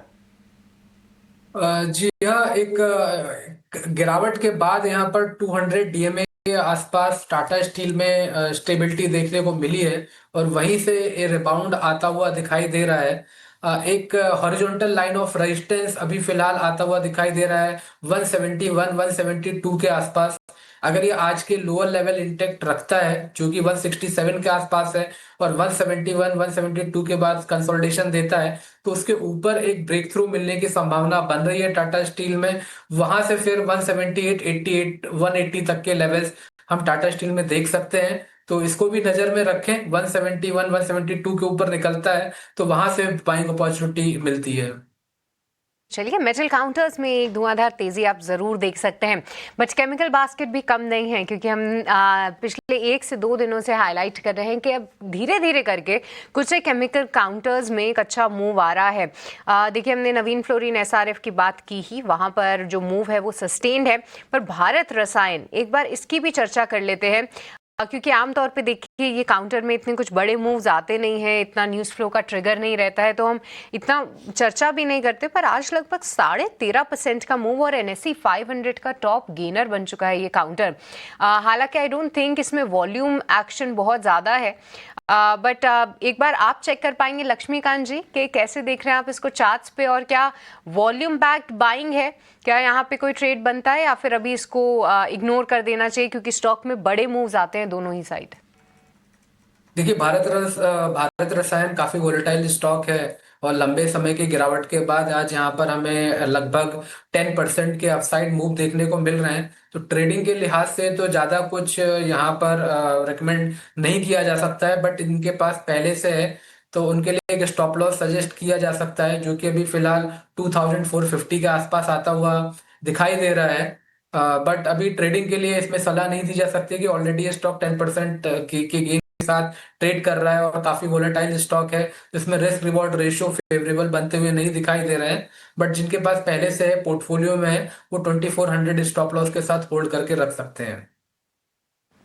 ऑल राइट, तो चलिए, थोड़ा वॉलेटाइल है यहाँ पे, फ्रेश बाइंग आप ना करें, रिस्क रिवॉर्ड इतना फेवरेबल नहीं है, ये राय फिलहाल आती हुई। पर थर्मैक्स देखिए, हमने इसकी चर्चा भी की थी, शिवांगी से हमने पूछा था कि थर्मैक्स इनको कैसा लग रहा है, तो उनका भी यही कहना था, देखिए इतनी ज़्यादा पिटाई हो चुकी है, थोड़ा सा वेट एंड वॉच अप्रोच यहाँ पर आप बनाई। देखिए, आज कोटक की जो रिपोर्ट आई है, अपग्रेड आया है, उसके चलते एक आपको अपमूव ज़रूर दिख सकता है, बट ये अपमूव सस्टेन रहेगा आने वाले 1 से 2 दिनों में, उसको आपको मॉनिटर करना है और उसके बाद आप यहाँ पे कोई ट्रेड ले सकते हैं। बट जी हाँ, आज के लिए एक अच्छा इंट्राडे मूव आपने देखा। यहाँ पे लगभग 2800 के आसपास यहाँ पे शुरुआत हुई थी, अब 2900 के लेवल्स जो है फिलहाल आपको थर्मैक्स दिखा रहा है। इसी साथ साथ कुछ एक और काउंटर्स, और जिसमें कि कई दिनों के बाद आप देखिए अंबुजा सीमेंट्स में बाइंग हुई है। सीमेंट काउंटर्स हाल फिलहाल कुछ बहुत अच्छा प्रदर्शन कर भी नहीं रहे थे, क्योंकि बारिशों के बाद उम्मीद थी कि प्राइजेस और डिमांड में बढ़त होगी, बट वहाँ पे कोई बहुत अच्छी रिकवरी नहीं आई है। पर अंबुजा सीमेंट्स खास तौर से, लक्ष्मीकांत जी, इस पर कोई आपका व्यू, और कोई और stock with in the cement pack जहाँ पर आपको लगता है कि एक अच्छा मूव आ सकता है?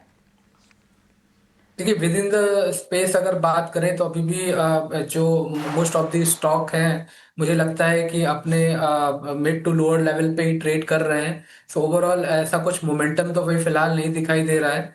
और मुझे सीमेंट की बात करें तो यहाँ पर एक सपोर्ट लेकर यहाँ पे कंसोलिडेशन ब्रेक थ्रू मिला है, बट मुझे लगता है कि अब जो नेक्स्ट हर्डल है इसका 555 के पास ही है। वहां पे हमें बेरिश क्रॉस ओवर दिखाई दे रहा है 50 और 200 डीएमए का, तो जब तक इसके ऊपर नहीं निकलते तब तक मुझे नहीं लगता है कि रिकवरी सस्टेन होगी।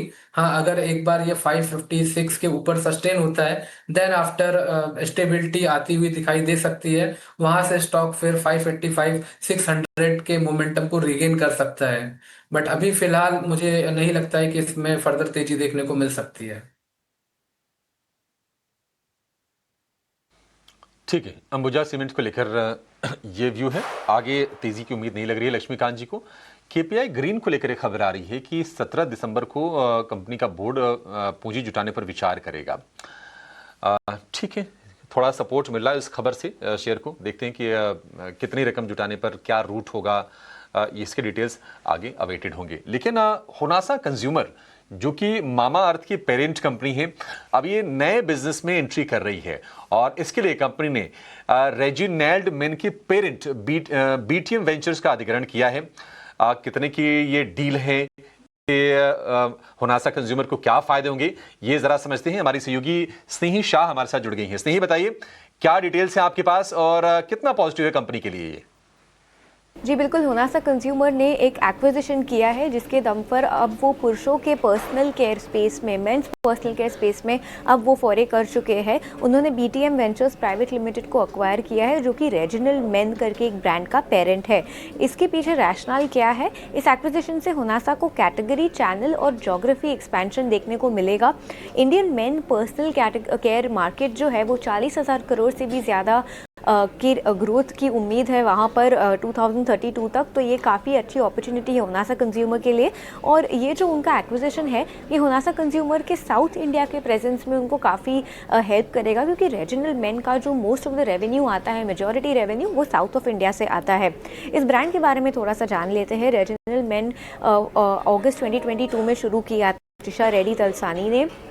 ये ब्रांड मर्दों के लिए sunscreen, serum, hair serum, moisturiser, face wash, cleanser आदि बनाते हैं और मेजॉरिटी रेवेन्यू उनका, जैसे कि हमने आपको बताया, साउथ इंडिया से आता है। उनका रेवेन्यू ट्रेंड देख लेते हैं। बीवीपीएल जो कि पेरेंट कंपनी है, सिर्फ 43,000 रुपीज़ था 2023 से 24 तक। 24 से 25 में एक बड़ा जंप मारा 20.15 करोड़ रुपीज़ का, और अक्टूबर 2024 से लेके इस साल अक्टूबर 2025 तक 74 करोड़ का उनका नेट रेवेन्यू है। एबिटा रहा है 18 करोड़, एबिटा मार्जिन है 24% पर, जो कि काफ़ी हेल्दी, अट्रैक्टिव, हेल्दी मार्जिन है, एबिटा मार्जिन है। टर्म्स ऑफ द ट्रांजैक्शन जान लेते हैं। होनासा एक 95% स्टेक पहले सेकेंडरी परचेज के द्वारा अक्वायर करेगा और इसका एंटरप्राइज वैल्यू रहेगा 195 करोड़ रुपीज़। अगले 12 महीने में जो बैलेंस 5% स्टेक है वो भी अक्वायर हो जाएगा एक प्री अग्रीड वैल्यूएशन पर। अब इस डील की वैल्यूएशन को देख ले तो on an annualised April to August revenue run rate basis पर देखे तो इम्प्लाइड रेवेन्यू डील आता है 2.6 टाइम्स का और इम्प्लाइड ईवी एबिटा आता है 10.9 टाइम्स का। तो हेल्दी एक्विजिशन है होनासा के लिए। और आखिर में एक झलक डाल देते हैं होनासा के पिछले एक्विजिशंस पर। उन्होंने कई D2C एक्विजिशंस किए हैं पिछले 3 या 4 साल में। गोदरेज कंज्यूमर से उन्होंने बी ब्लंट अक्वायर किया था 2022 में। मेजॉरिटी स्टेक उन्होंने डॉक्टर शेड्स में अक्वायर किया था 2022 में भी। उन्होंने कॉस्मोजेनेसिस अक्वायर किया था जो कि उनके इन हाउस R&D और फॉर्मुलेशन में उनकी सहायता करेगा। और आखिर में उनका सबसे रिसेंट एक्विजिशन 25% स्टेक उन्होंने अक्वायर किया है फैंग ओरल केयर में, फिलहाल इसी साल में। तो ये एक और नया एक्विजिशन है होनासा के लिए। अब ओरल केयर में उनका एक रिसेंट एक्विजिशन हुआ था और अब मेंस पर्सनल केयर में ये फोरे करने जा रहे हैं इस एक्विजिशन के साथ। ठीक है स्नेही, बहुत शुक्रिया। तो कई सारे कारोबार में उन्होंने एक्सपेंड किया है अपनी बैलेंस शीट को मजबूत करने के लिए। वेलनेस वाला सेगमेंट है या फिर मेंस ग्रूमिंग का है अभी इन्होंने जो कंपनी एक्वायर किया है। लेकिन शेयर है 264 रुपये और आईपीओ भाव के तो भी बहुत नीचे है। 350 रुपये के आसपास इसके आईपीओ के प्राइस थे। और मैंने देखा है कि ब्रांडिंग कॉस्ट इनकी काफ़ी ज़्यादा है, कस्टमर एक्विजिशन पर बहुत ये खर्च करते हैं, प्रॉफिट अच्छे से रिपोर्ट नहीं कर पाए, मार्जिन भी बढ़ा नहीं पाए। तो चैलेंजेस हैं कंपनी के लिए। देखते हैं कि अब ये एक्विजिशन कितना इनके लिए फ़ायदेमंद साबित होता है। लेकिन इस पर जरा एक व्यू ले लेते हैं। लक्ष्मीकांत जी, होनासा कंज्यूमर, आपकी क्या राय होगी? शेयर वीक ही रहा है, मतलब साल भर में देखेंगे 3-4% के रिटर्न है, करना क्या चाहिए इसमें? जी, यहाँ पर हमें अभी कुछ दिनों पहले 200 डीएमए के नीचे ब्रेकडाउन देखने को मिले थे। और ये जो ब्रेकडाउन आया था वो आया था 260, 266, 270 के आसपास। और अभी भी अपने ये सभी की मूविंग एवरेज के नीचे ही सस्टेन कर रहा है। तो इसका मतलब यही है कि अब स्टॉक के प्राइजेस अभी भी नेगेटिव टेरिटरी में ही ट्रेड कर रहे हैं। हालांकि आज के सत्र में एक शॉर्ट टर्म पुलबैक मूव आता हुआ दिखाई दे रहा है, बट हमें लगता है कि जब तक ये 273, 275 के लेवल के ऊपर सस्टेन नहीं रहता है तब तक इसमें रेंज बाउंड मूव बने रहेंगे। हालांकि एक सपोर्ट अभी फिलहाल 245, 248 की रेंज में आता हुआ दिखाई दे रहा है। तो एक ये ब्रॉड रेंज है, तो जब तक इस ब्रॉड रेंज के बाहर नहीं निकलता है तो हमें नहीं लगता है कि यहाँ पर कोई डिसाइसिव मूव देखने को मिल सकता है। तो हमारी ओर से तो अभी फिलहाल इसको अवॉइड करने की सलाह रहेगी। नहीं ठीक है सर, अवॉइड कर दीजिए, हम भी करेंगे अवॉइड ही कर दीजिए, इतना दिमाग क्यों लगाना। वैसे भी कौन सी बहुत ही कोई सॉलिड परफॉर्मेंस रहा है कि इस पर हम इतना टाइम खर्च करें। एक बार आईपीओ के भाव आ जाएंगे, जो कि 2-2.5 साल पहले इसके आईपीओ आए थे आई थिंक, तब फिर चर्चा करेंगे कि अच्छा ठीक है क्या टर्न अराउंड शुरू हो गया होना सकता, अदरवाइज तो मामला कमजोर ही है। जो भी एक्विजिशन करें चाहे आप जो भी करें, 2.25% भाव में भी कोई खास हम एक्शन आज देख नहीं रहे।